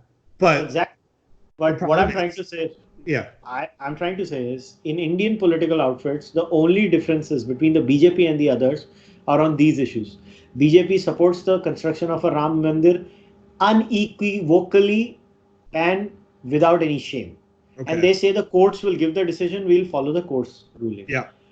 Congress says, Ram Mandir is a good idea, but we should not hurt anybody's sentiments. So they keep pandering to the Muslims and let the courts delay it. Right. Everybody else does not support the Ram Mandir movement other than the BJP. Okay, right. That's one difference.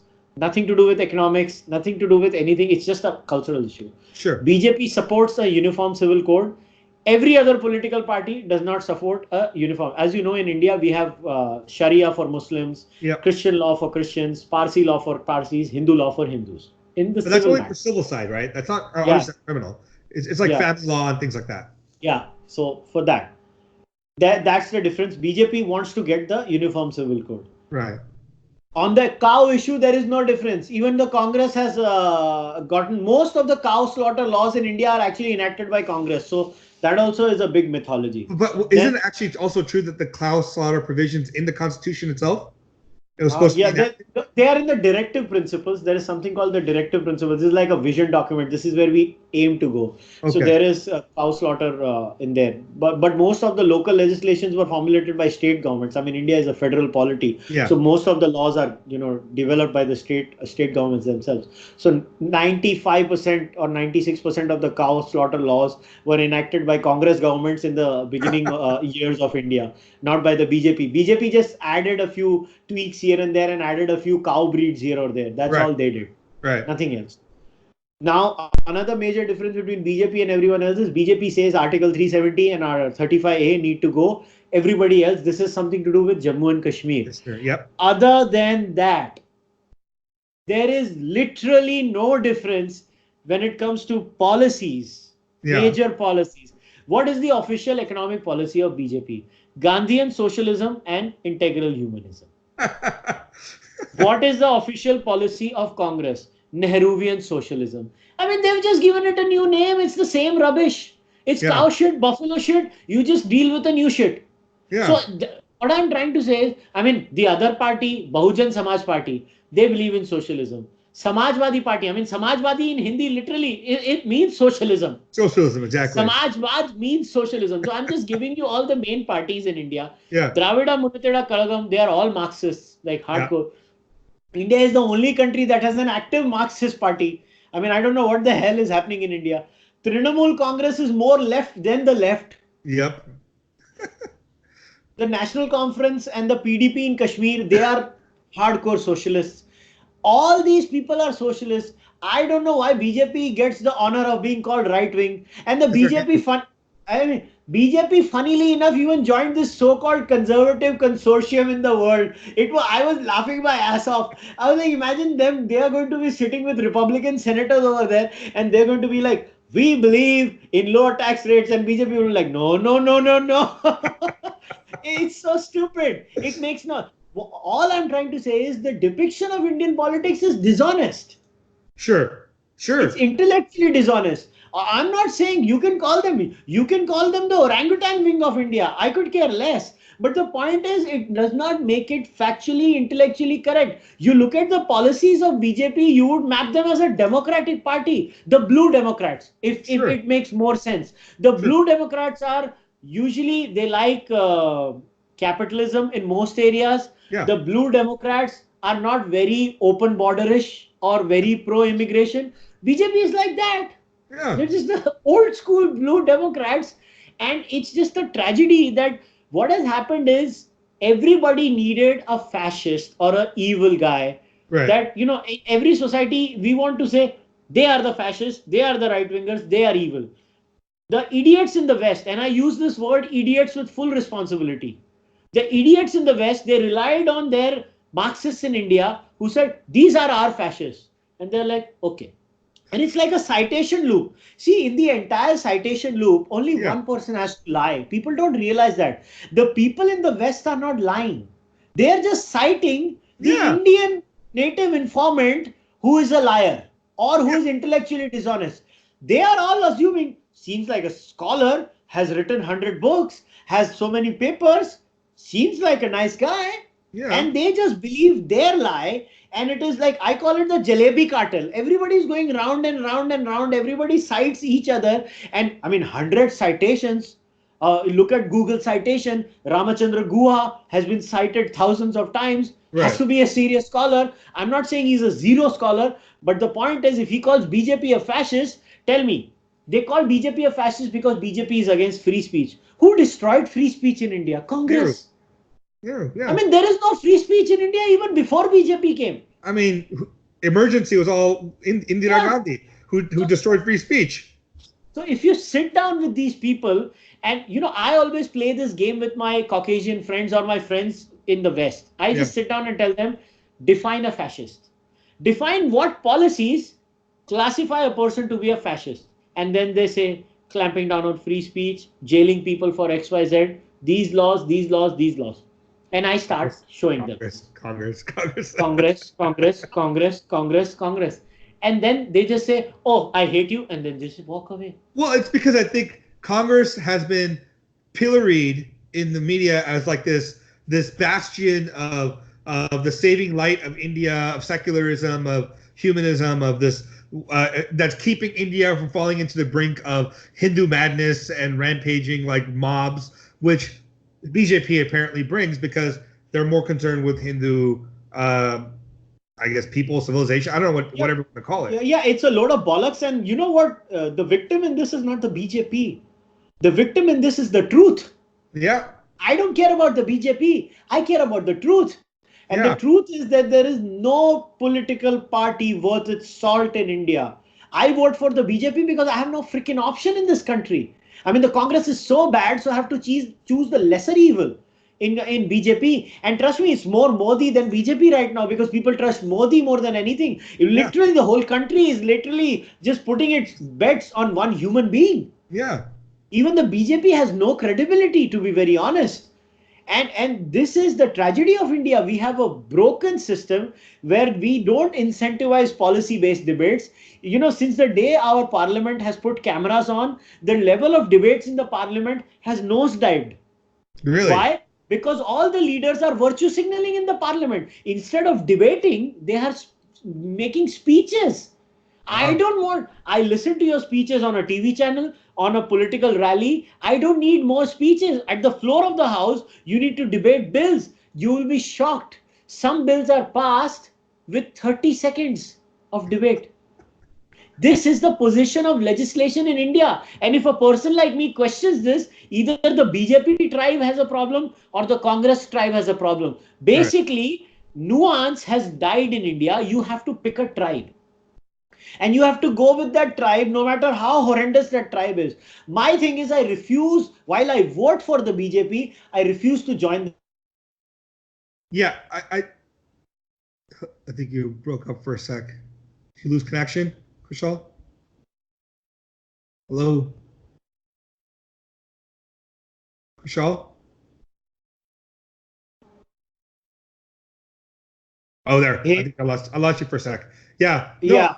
I totally agree with you, but I think this is not just the problem with India currently. I think it's globally, right? We're getting to this place where we're really becoming pick a tribe, and like for example, the left in India the U.S. is getting much more polarized, just as the right is, right? And in between, everyone are just being forced to choose which of the two sides are you closer aligned with before we go into this war between our two communities, right? But the left in the U.S. is, if you say anything about, for example, let's be frank, if you say anything about Islam, you're Islamophobe. Even if you say the way Islamic countries treat women in their countries, you're considered Islamophobe by saying that it's inherently what they've been doing for years. You can't this. Yeah, I just saw a gay pride parade where people were wearing the hijab. I mean, what the hell is wrong with white people now? Some white people. Yeah. I mean, I don't want to sound racist, so I'm just trying to say it in a funny way. But I told my white friends, I was like, what is wrong with you people? Do you even realize what the hijab or the burqa, it is like, Hindu women saying, oh, parda rocks, man. We'll wear the parda, we'll wear the ghungat. Yeah, it's regressive. I have no issue with the hijab. I have an issue with niqab and burqa, right? I mean, those things I think are super regressive. For me, a hijab can be a simple decision, like a scarf over your head. I don't know. To me, that's not a bigger issue, unless it's forced upon you. I don't know. See, even if the burqa is not forced upon you, you want to dress up like Darth Vader, I have no problem.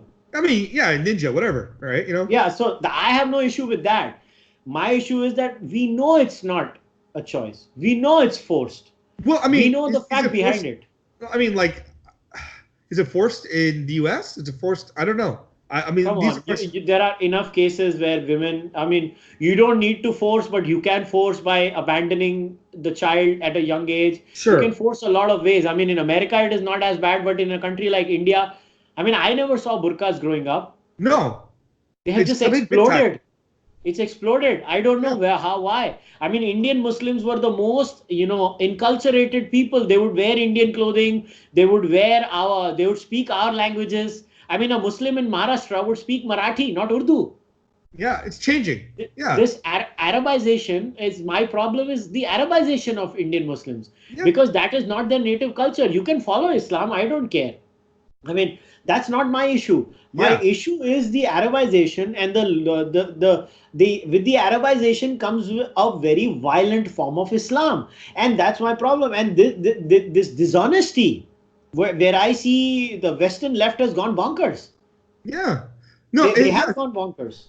They've gone bonkers in a few areas. I think definitely in how they're engaging with Islam, because now if you're a Muslim, you're considered to be, like you said, the oppression Olympics, the lowest of the low or the most oppressed of all oppressed in the U.S. Next to, like, if you're a Black Muslim, you're the most oppressed person in the universe, right? In the U.S. And then a Black Muslim female, either you're gay or transgendered, then you're like the most horribly oppressed person ever, right? So these are like, there are things that have become so sacrosanct in our political discourse that it's even frowned upon to discuss. This is why you have this concept of intellectual dark web. Sam Harris, Joe Rogan, and Jordan Peterson, and Ben Shapiro, and a bunch of these guys who will sometimes talk about things that are very controversial, like the idea of IQ and race, or whether transgendered individuals should be able to compete in sports based upon their inherent biology that early used. Like, if you're a man, born a man, becomes a woman, are you able to compete in female sports? We have this discussion. Instantly, you're called a transphobe. You're called this. You're called that.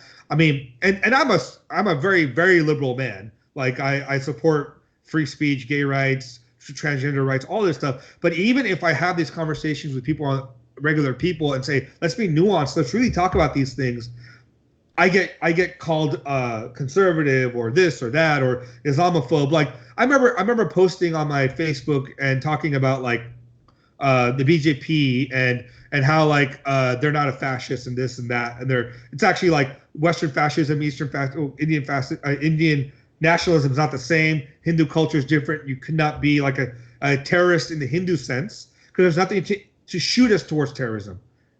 But I would have so many liberals attack me constantly, being like, "Oh, you're just a right-wing supporter of Hinduism. You're Islamophobe." And I'm like, no, you have to look at the history and look at the way these things have played out. The Arabization of Islam in most of the world is the biggest problem. Not Islam necessarily all the time. Just in this case, the Arabization has caused tremendous violence as a particular type of Islam that's being is basically like a parasite killing all other diversity of Islam.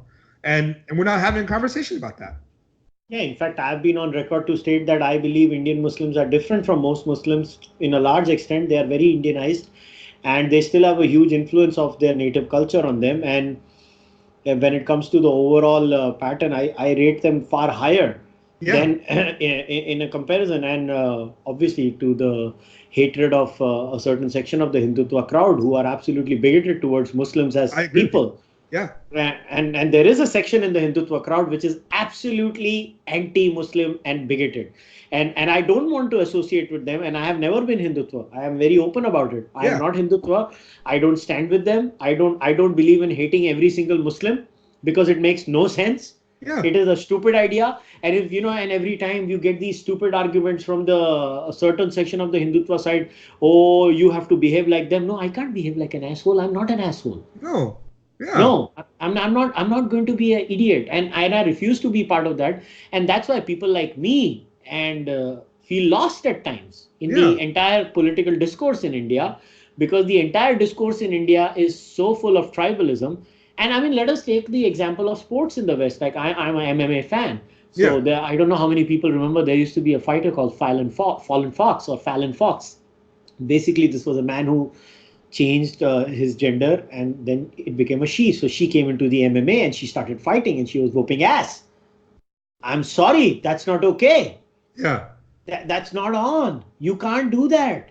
You can't allow a ex-biological male to basically have gender replacement therapy and then come and kick women's ass. You're seeing this South African or who was that Australian weightlifter going into the women's division and going on winning medals after medals. And the guilt-ridden women are like, no, you go girl. I mean, kya you go girl? She's only going to win all the time. I mean, this is not about bathrooms. I don't care. Whatever bathrooms you want to use, you use those bathrooms. But in sports, give me a break. And if you say that you're called a transphobe, hello, no, I belong to a culture which is the only culture, you morons on planet Earth, that officially has 3 genders. Yeah. Officially, the Indian Republic recognizes 3 genders from day one. Hindu culture recognizes 3 genders from 5,000 years. I mean, what are you teaching me about this? You moron. You don't teach me about this. We have pandits who are in Andhra Pradesh. There are temples where the Purohit or the Pandit can only be a transgender person. Yeah. That's the crazy. No, and you're right. And this is the difficulty of having this conversation a lot of times with people, especially in the West, because this issue becomes very, very touchy. Is look, we have to be compassionate to the fact that people undergoing this transformation, especially in the West, where it's not nearly as accepted as much as maybe in India. It's a traumatic time. There's a lot more religious hatred, anger. They get treated differently, and we have to have compassion towards that, right? And be open. And if you want me to call, if you consider yourself a woman, I'll consider you a woman in contexts of in so many different ways. But obviously, like if I'm not attracted to a man who has become a woman, who is now a woman, I don't hold that against me. And again, it should be okay to say maybe because your history and your background, your biology, until recently, whenever you had the gender transition, you should not compete with people as a woman because they don't have the same advantages. Like men inherently have more testosterone, more better muscle fibers. We're built to be sorry to cuss, but fucking ferocious beasts. We're literally created to bone be density. Yeah. Bone density. Yeah. And women, they can't look. Most men can beat most women. A small percentage of women can beat some men, right? It's just that's just biology. Like, you're not going to find that many women are going to end up being 6'5" and like 300 pounds. Very few, but you'll find much more men being that size. So what I'm saying is basically we have to be compassionate, and maybe at some point when there's enough people that are trans female, or I guess yes, transgendered female, we can create a different league in which they can compete with each other, and not just with biologically born women. You know, the differential's vast. No, or they just compete in their own respective original biological gender. That's the only way out in this. Well, I mean, think that's the case, because a lot of them are taking like testosterone blockers, more estrogen. Their body does change. It goes through. These are what Jonathan Haidt calls moral dumbfounding issues. You know, you're just morally confused. What do you do? I mean, I also sympathize with these people. I genuinely feel bad for a person like this. I mean, it's so unfair on the transgender person, and it's so unfair on all the women who are basically never going to win, because that person is just by sheer physical advantages going to kick their ass. Right. And recently John McEnroe got into a controversy about who was that? Serena Williams. I mean, Serena Williams in 2013 was on record that I cannot beat a man who was even a top 100 player. Yeah. And then John McEnroe said she's the greatest female player, and that became an issue.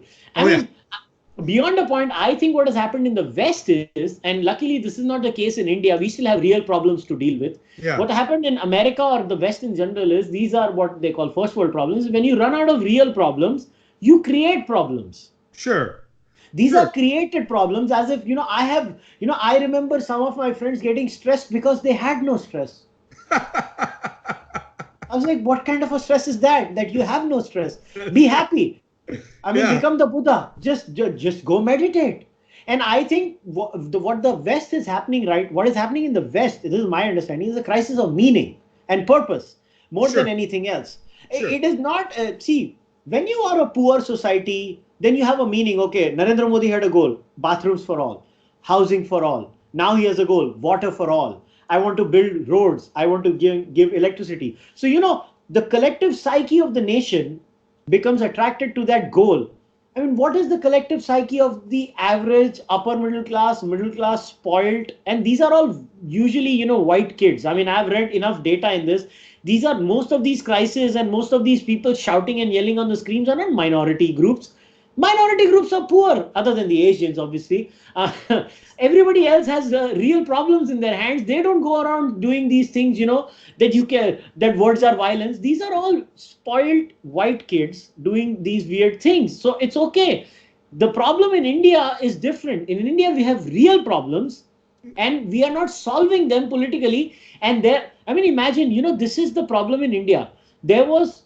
The gun violence was there in America. Do you remember that march against guns that had happened in America last year? Yeah. There were people holding placards in Mumbai. Does that make sense? No. But there were people holding placards in Mumbai. Saying what? Like, we stand with no guns? Yeah, I mean, what the hell? India has strict gun laws anyways. What are you demanding, you morons? Yeah. This is a certain elite in India. They are aping the West. And what I'm trying to say is, there are more people who have spare time in America. We are getting them in India too, with financial prosperity. Yeah. These placard holding morons in India who hold placards about American issues. What the hell? Why do I care what is happening in America? I mean, I can't change the policy there. Right. I mean, what am I going to do by holding a placard here? So, I mean, a few points that you brought up are interesting because, like, yes, there are first world problems, and that's primarily, in the first world, like, I mean, even the term itself is stupid, but the difference is also, I think, that the reason we can call it a first world problem is because in the U.S., problems are ghettoized, right? Like in India, you see the problem every day. It's in your face, staring you. It's not. You can't avoid it. You can't avoid seeing poor people. You can't avoid seeing sorry guys, we've got some technical difficulties as we're talking about first world problems. my internet went down for a few minutes. So, no, as I was saying, Kushal, like I think in India you see the problems firsthand all the time, every day. It's in your face, it's staring you. In the U.S., one of the big problems is it's pushed away. Like your suburbs, your cities, whatever issues you tend up having within like poverty or socioeconomic issues tend to be pushed away into like ghettoized areas where sometimes ethnic enclaves, sometimes socioeconomic enclaves, where people are, the problems that you're dealing with as a society still exist there, right? Like starvation, lack of food, lack of shelter, homelessness, all this stuff is there. The difference is we do a good job of sweeping it away, so it's not in our purview, and you guys in India have to deal with it constantly. So that's why I think a lot of times within the cities in the US, we can fight about these not dumb, but issues that aren't as important to the survival of human beings at the very, very fundamental level that India and other developing nations have to deal with constantly. Yeah, well, all I can say is I'm more than happy to swap places. Yeah. You can come deal with my problems. I'll deal with your problems. I'll get stressed about how my water is not cold enough or warm enough. Right. Here people don't have running water, and there are people complaining about those things. I always say this to everybody in the West. You know what? I'm willing to swap places. You can come here. I can go there. And you can deal with my problems. I'll deal with your problems. Yeah, but you lived in the West too, so I mean, like I've lived in India, you lived in the West. I mean, there are, like everything in life, there's always sacrifice or give and take. If you want to have the industry and the growth and the riches of the West, you lose things. You lose human connections a lot of times. You lose senses of community. You lose a purpose in some sense, because your purpose becomes something else. It becomes making money or keeping up with the Joneses and all these other things that necessarily don't make you happier, but make you more palatable for the people around you, I guess. I don't know, man. I'm someone who believes that 95% of your life's issues can be solved with money. So let us first solve the 95%, and then we can deal about the 5%. Like Jim Carrey had a beautiful line in Liar Liar. Imagine in today's politically correct America, he can never get away with it. Yeah. So his child, there was a famous scene in that he comes out, and this is when he cannot lie, right? Yeah. So the son has a wish, and the wish is granted basically. So he's there. Son goes out and tells the teacher, Mrs. So-and-so said beauty is inside, it is not outside. And Jim Carrey tells him, that's what the ugly people say, son. So that's pretty much what I think. Yeah, so in my case, when people give me lines like, money isn't everything, and Hindi, we have this famous line, "Bacche paisa to haathon ka mail hai." Yeah. I always tell these people, I'm a very dirty guy. मैं बहुत मैला आदमी हूँ. मुझे अपना सारा मैल दे दो. Give me all your money. If you think money isn't everything, well, please live without it. Give me all you have. The problem is, I'm telling you, the crisis in the West is not that they have money. The crisis is now they have money. They should find a new meaning in life. And it's a crisis of meaning, and meaning can be found without losing the money. I don't believe, I am a financially secure guy living in India. I have not lost meaning. Yeah. I have my meaning. I try to do things. You know what my meaning is? I try to help the people who are not privileged enough in my country. Sure. That's how I found my meaning. That was my calling.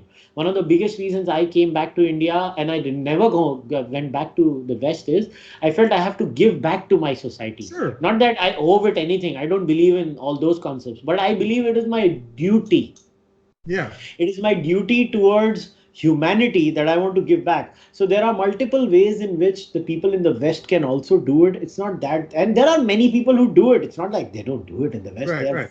There are amazing Christian charities doing amazing work in the West. There is Red Cross, and then there are other people too. And then they are doing the same charities doing those dirty things in India of proselytization, which they should not do. They should stick to their own people. But my whole point is that what is happening in the West is a crisis of meaning. And I think what happens is, in this interconnected, globalized worlds, a lot of people living in the East tend to look at the people in the West and they get confused and they think their problems are our problems. And the people in the West look at the people in the East and they try to superimpose their methods on our lives. And this is where the whole mishmash happens. I think people need to be informed more about cultural nuances, cultural understanding. Look at the case of nationalism in India. Like the word nationalist itself is so sullied in India that probably the moment you say nationalist in the West, you get Heil Führer, That's right. kind of thing. But in India, you have Narendra Modi who said, I am a nationalist, I am a Hindu. But if somebody would have asked a follow-up, Mr. Modi, what do you mean by nationalism? He would have said, country first. Yeah. And I have love for every man in my country, and I will do anything to bring all these people out of poverty in my country. Does that mean concentration camps? Does that mean Auschwitz? Hell no. That's not what. So Modi's nationalism is maybe like a sort of a patriotism for someone in the West. Right. But the problem is Modi does not use the word patriotism. He uses the word nationalism. So here's where the language game comes in, right? So here's where in politics we have to use the language game theory, and we have to be nuanced, where the word nationalism means something totally different for Modi. And that's why in philosophy, when we have discussions, the first line we use is, can you please define certain terms for me? Sure. So that I know that you and I work on a common definition and a common understanding, and then we have a common set of facts. Right. And then we debate. The problem is the debate in India and the West. In India, amongst BJP and Congress people is, Hindutva for a Hindu means Hinduness. A BJP guy. Hindutva for a Congress means Hail Führer. Yeah. There is a huge difference. We are working off different definitions. Yeah. And I think the definitions are, obviously definitions are very important. And in this particular case, Congress views, I guess maybe the problem is they don't think of the inherent nature of what Hinduism was anyway, right? A lot of times Congress... They're mischievous. Yeah. And my other point was, technically India can't be patriotic. Indians can't be. You guys have to be matriotic, right? You guys worship Mother India. Patriotism is your fatherland, so you want your motherland. No, but very interesting, not to criticize Savarkar. Savarkar's Hindutva was the concept of the fatherland. He called it Pitrabhumi. Oh, that's right.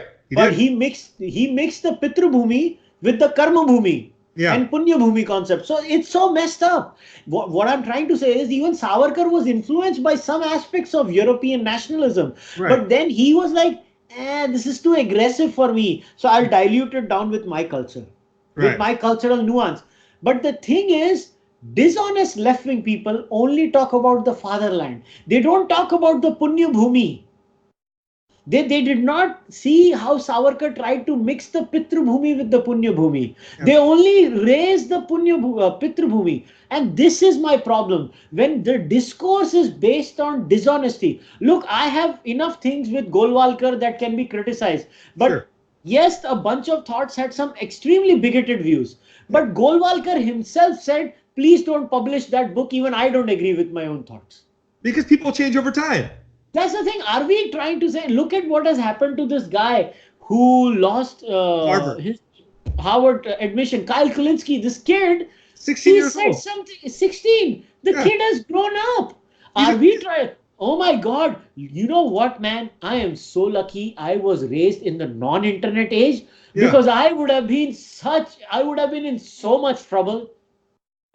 We did not have any sense. We would say anything. Come on. In our culture, people talk about this. There is this pathetic nickname even today in India called Kalu. Kalu means blackie. Black. Yeah. It's such a racist surname or nickname that we give to our own people. We call them Kalu or Kalia. Yeah. We know why we do it. But are we going to fire people because they did not have the nuance to understand it? 20 years ago or 30 years ago, are you crazy? So what I'm trying to say is we are changing in the age of the internet. We have to be very careful, even with our political views, and to impose Western political understandings on India is just grossly unfair. What has happened, the entire political discourse in India is even mediocre would be being charitable.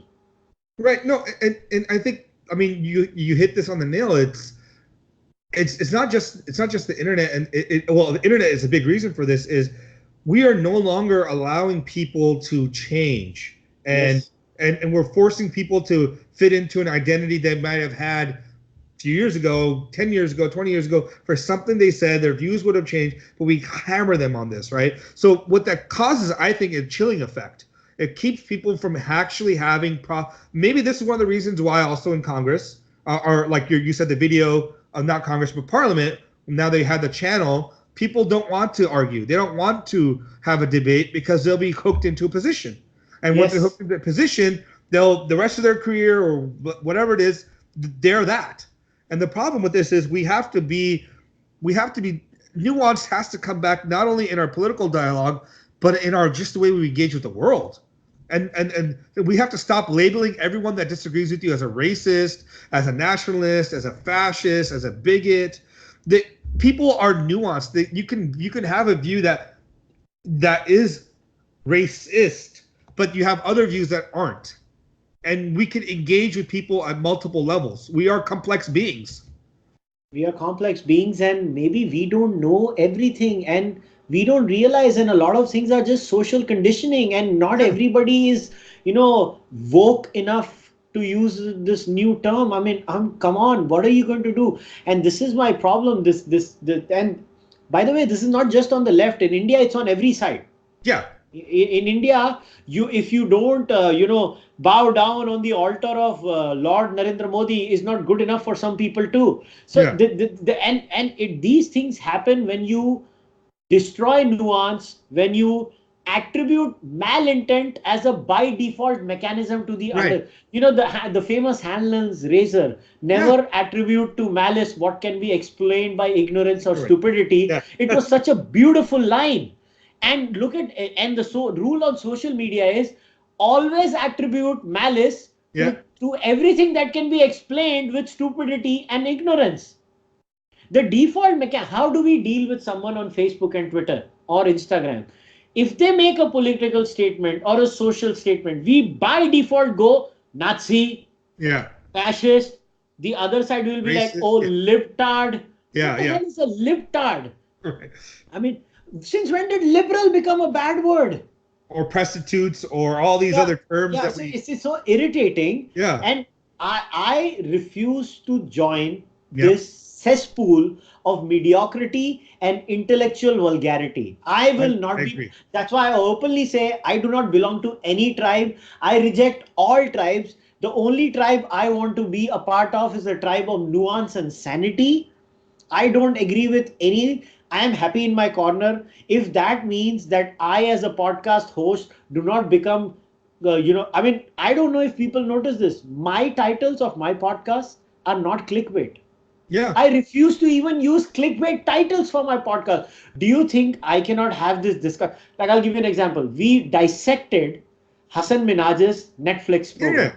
You and Sham. Right? Yeah. Myself, Sham and Anurag did. Yeah. I could have easily put a title, Kushal Mehra, Anurag Saxena and Sham destroy Hasan Minhaj. And I would have gotten so many more views. Yeah. I refuse to do that. I said a dissection because that was literally a dissection, minute by minute. I still have my notes where I literally write at 17 minutes and 37 seconds, he starts saying this. I don't want to join that club, because if I join that club, maybe I'll get hits on my podcast. Maybe I might even make some money off of it. I refuse to join that because I value my integrity and my intellectual honesty. And that's why I created that podcast. I did not create it because I don't make money from that. Yeah. And I don't care because I'm satisfied with whatever I do in my professional life. Sure. So for me, my podcast was literally a platform where we discuss the truth, whether it's the political truth, whether it's a philosophical truth about ethics, about morality, about everything. What is happening is the overall discourse is now either this or that. Either you support everything Narendra Modi says as a package, or you support everything Rahul Gandhi says. I don't. I vote for Narendra Modi.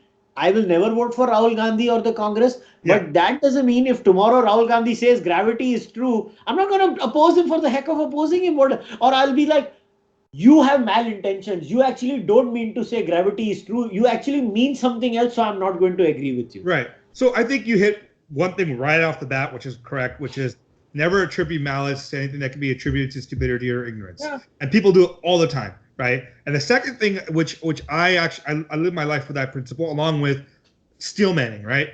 Always give, if you're going to have a disagreement or argument or discussion, always give the other person the best argument of theirs that you can, right? Those two things, if you can get past those two, the level of discourse jumps up considerably from what it is. And just like you know, the part of the reason I started this podcast is to engage with the truth, bring out ideas that normally are not discussed by general Indians or people in the West. I want to inform people about this vast 5,000-year culture, these ideas, these traditions, these histories, mythologies that people don't know, and from a perspective that they can learn, as opposed to clickbait. I could have brought Nitin Sridhar on. Nitin Sridhar destroys the Marxist feminazis who I mean, what's the point of that? That's not. No one gets destroyed. These are nuanced dialogues, and we all have different positions, and we need to engage with it properly so that we actually stop dumbing the discourse down and bring it to a point where we can start trying to meet each other in the middle somewhere.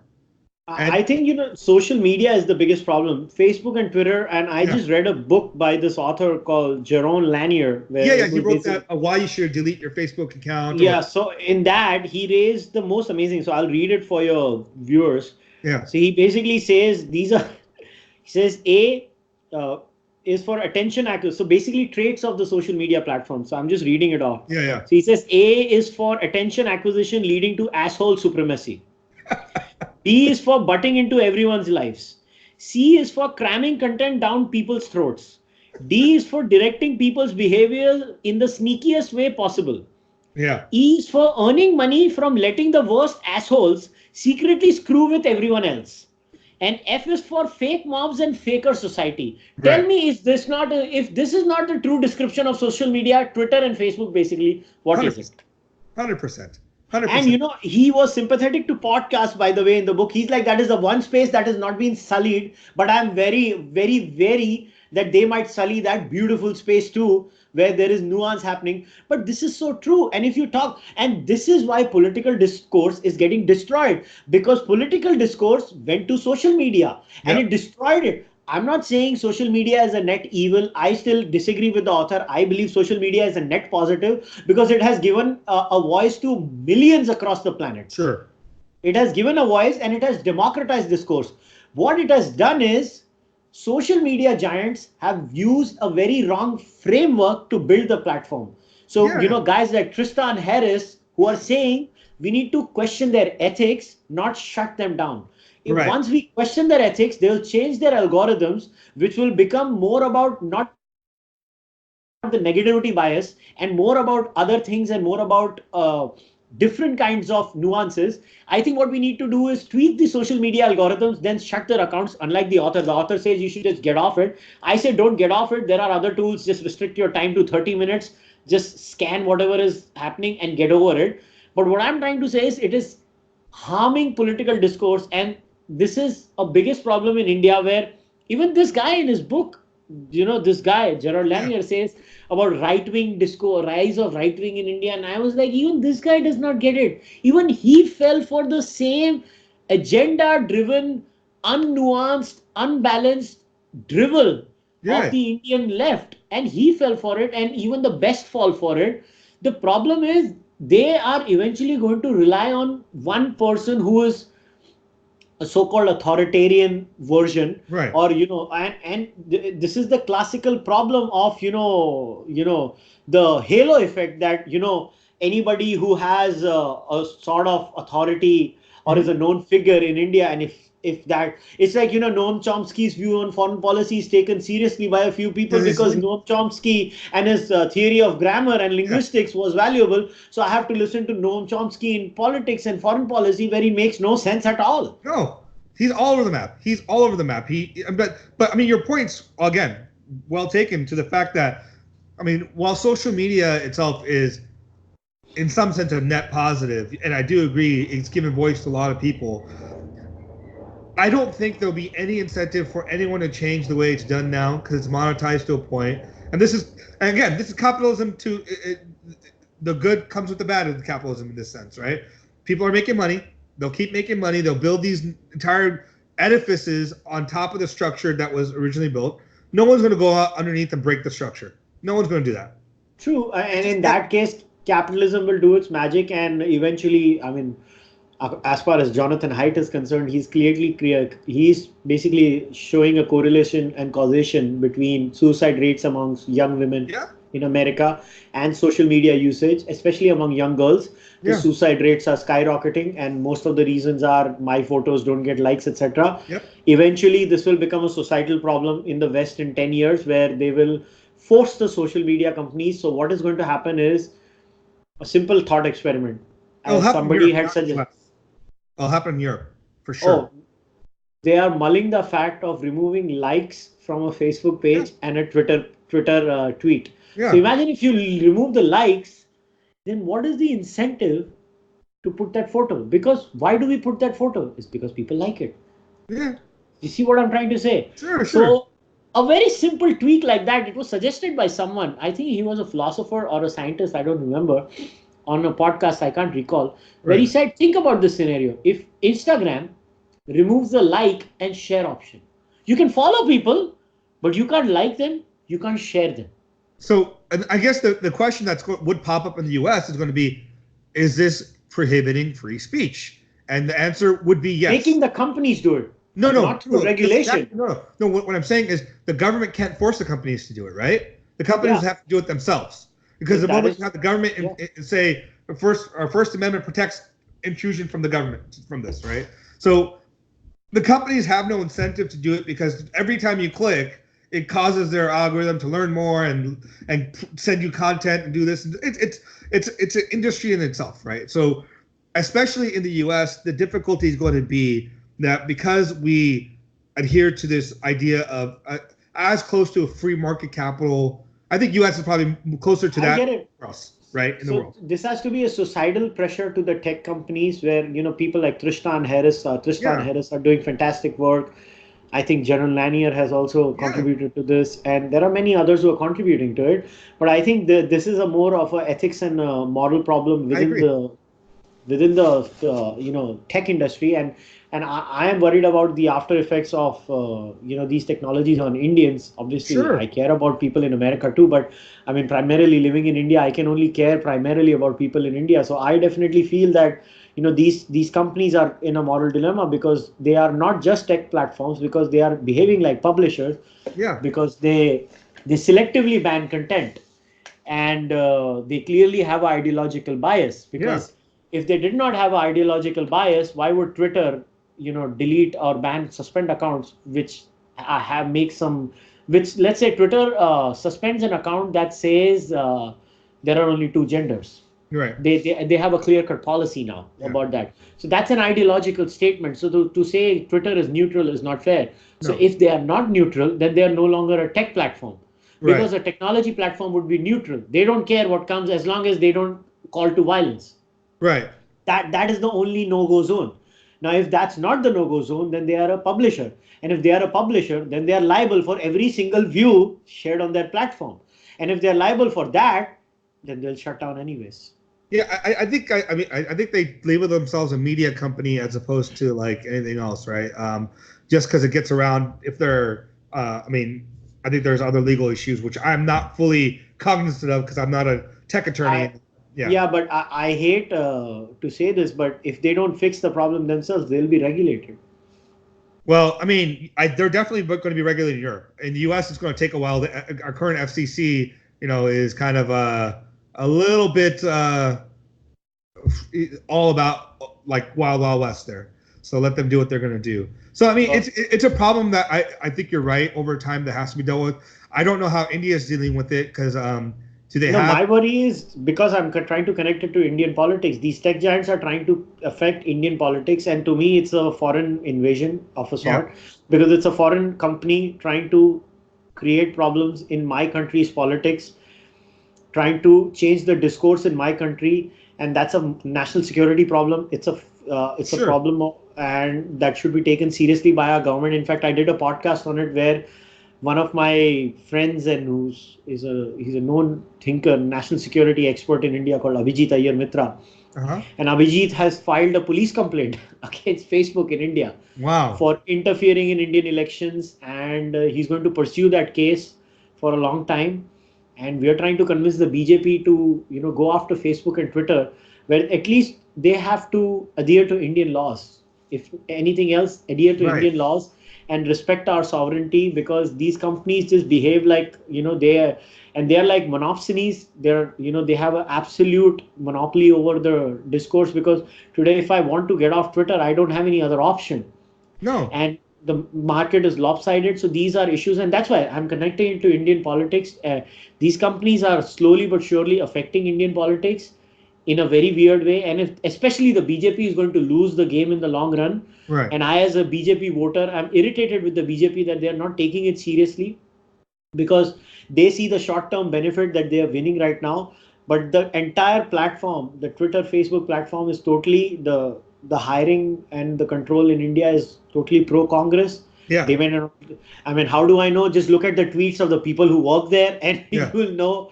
I mean, just dig up their old tweets, which they have deleted.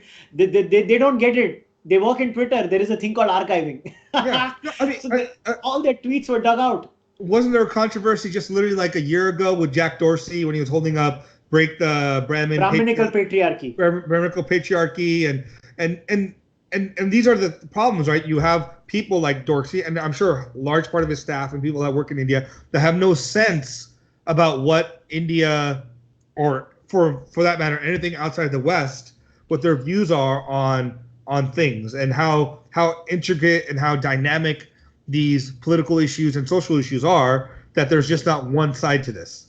So this is the problem, and this is another, imposition of Western ideas and Western thought policing on India, where, we have to follow these weird rules created by these foreign enterprises, and we have to follow them for what? I'm not saying all their rules are bad or all their rules are good. What I'm saying is, as a sovereign nation, if they enter a sovereign nation like India, they have to follow our rules. They are blatantly playing police with our politics, which I personally don't appreciate as an Indian citizen. I believe the Indian Parliament needs to legislate and control these companies, regulate these companies, if they don't do it voluntarily. So let me ask you this question. Then, do you think most of these companies, Facebook, Twitter, they're Western companies, usually run by like a white person, a white man, and they have like a structure that's very much built in the Western world. Do you think there's any sense that when these companies come into places like India, they come in with the hubris about, we know better than, first of all, you locals, because you're either third world or whatever it is, and we're in a better place to tell you how to regulate yourselves on our systems or anything like that? Do you think there's any element of colonial? I think it may be a little bit of colonialism, but in the case of Jack Dorsey or who's that guy of the Facebook guy, Mark Zuckerberg, I think they don't know much, man. I think they just rely on whosoever is their native informant in this case. And in this case, it's the people who work for Twitter and Facebook in India, and they are of a particular ideological bent. And you have to understand, Congress, the BJP was never good at this, but the Congress has been very good at placing people in places of importance who are of their ideological bent, or who are their co-travelers or fellow passengers in this journey. The BJP is a very immature, nascent political outfit that has formed in 1982. The BJP has just literally gotten power for the third time. The BJP needs to develop the art of building co-passengers, placing people in important areas who can create a counter to these situations. Right now in India, the establishment, to be very particular, is still Congress. Yeah. The establishment is your judiciary, bureaucracy, your media, your pop culture, all of these things. They are pretty much still Congress. The masses are BJP, but the establishment is still the old guard. So, and we need to realize that to change that, the BJP has to support and plant people strategically in multiple areas. You don't need to do it blatantly, but you have to do it with subtlety. I think the BJP has done a very poor job at that. I think they'll do it in this term and the following terms because it comes with ruling for a while. See, Sure. getting used to the idea of sitting and governing a nation takes time to get used to. Yeah. BJP will take time to get used to it. They've done it at state government levels where they've been like in Gujarat, for 20, 25 years. So the bureaucracy is pretty much and the establishment is pretty much in control at a state level. Yeah. But at a national level, it's a different ball game. I think it will happen in the next decade or so. And that's when we'll see a true balance and ideological balance in it. It's starting to happen. If you notice in the first term of Modi, did you see the amount of slightly low BJP messaging movies that came out in Bollywood? Oh, of course. So it's subtle. It's happening. What's that one? Uri. What? Uri. Yeah. Uri. Uri. Definitely that one. And there was quite a few that came out, I think, there. So that's what I'm trying to say. These things happen with subtlety. These things happen when Bollywood will flip where they believe the power is. Bollywood has no ideals. They will go wherever the power is. Now, when Bollywood sees, no, this guy Modi is going to stay here a while, then they will invest in movies which are of a particular type. Sure. Once you have that, the pop culture gets affected. Then the young kids who are watching those movies start getting, oh, okay. So imagine a guy like Vivek Agnihotri suddenly starts making movies like Tashkent Files, who have done decent business, where he mocks secularism. Right. In a scene, in a movie, he's mocking Indian secularism. So can you imagine this happening before 2014 in India? No. Definitely not. But it happens now when they believe, okay, I have some political backing now. So if shit hits the roof, I will be protected. Because it's still a very semi-feudal society, India. You need protection. This is not like Western nations where there is some law and order. In India, you still have a very feudal hierarchical system. Right. So these kinds of investments in India are still at its very nascent stage. India is not even a middle income country, to be very honest. See, in the next 10 to 15 years, I think India will be middle income. You will see a sea change in India. India will be so much more mature in these departments. India will be far more, you'll see far more people suing each other than lynching each other. Law and order will be far better in India because eventually what will happen is when you will have more people who are financially stable, they'll be like, where is the state? Why aren't there enough cops? Why aren't there enough judges? People will start questioning. Well, doesn't India have the largest middle class in the world in terms of just sheer population and percentage? Yeah, but who cares? It doesn't matter, right? I mean, it doesn't matter. In India, look at I recently shared an article on my Facebook page where India's police to citizen population ratio is one of the worst in the world. It is. It is like number one, I think, in the world. It's just like pathetic. But the interesting part is I tend to have this conversation with people and I say, look, half the time you attribute like problems to communal violence or whatever it is that you should be attributing to the lack of police ability to control these situations, right? Not half the time. It's 80 to 85% of the time. Yeah. I mean, I'm 100% sure about that. It's just terrible. First of all, anyone that goes to India could look at the shape of the police officers. Half of these guys can't even walk down the street like without panting, right?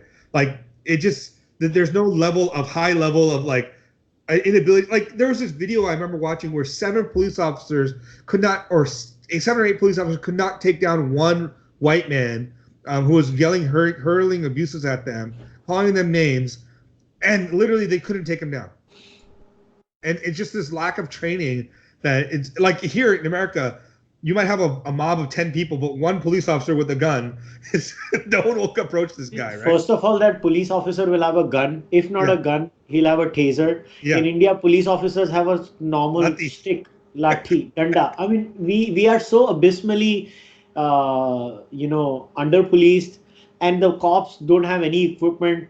Imagine when that Kasab thing had happened, 26/11 had happened, the cops did not have proper bulletproof vests, their guns were misfiring, and the terrorists had state-of-the-art guns and vests. So it's a terrible tragedy. Our cops have such high suicide rates. They are overworked. They work 48 hours continuously at times. Yeah. It's so inhuman the way we treat our cops. You go to local police stations, you know how cops treat you. They take bribes. I have seen personally in my life. to feed the prisoners. This is a fact of life. Yeah. Because the prisoners can't be fed because there is no canteen inside the police station.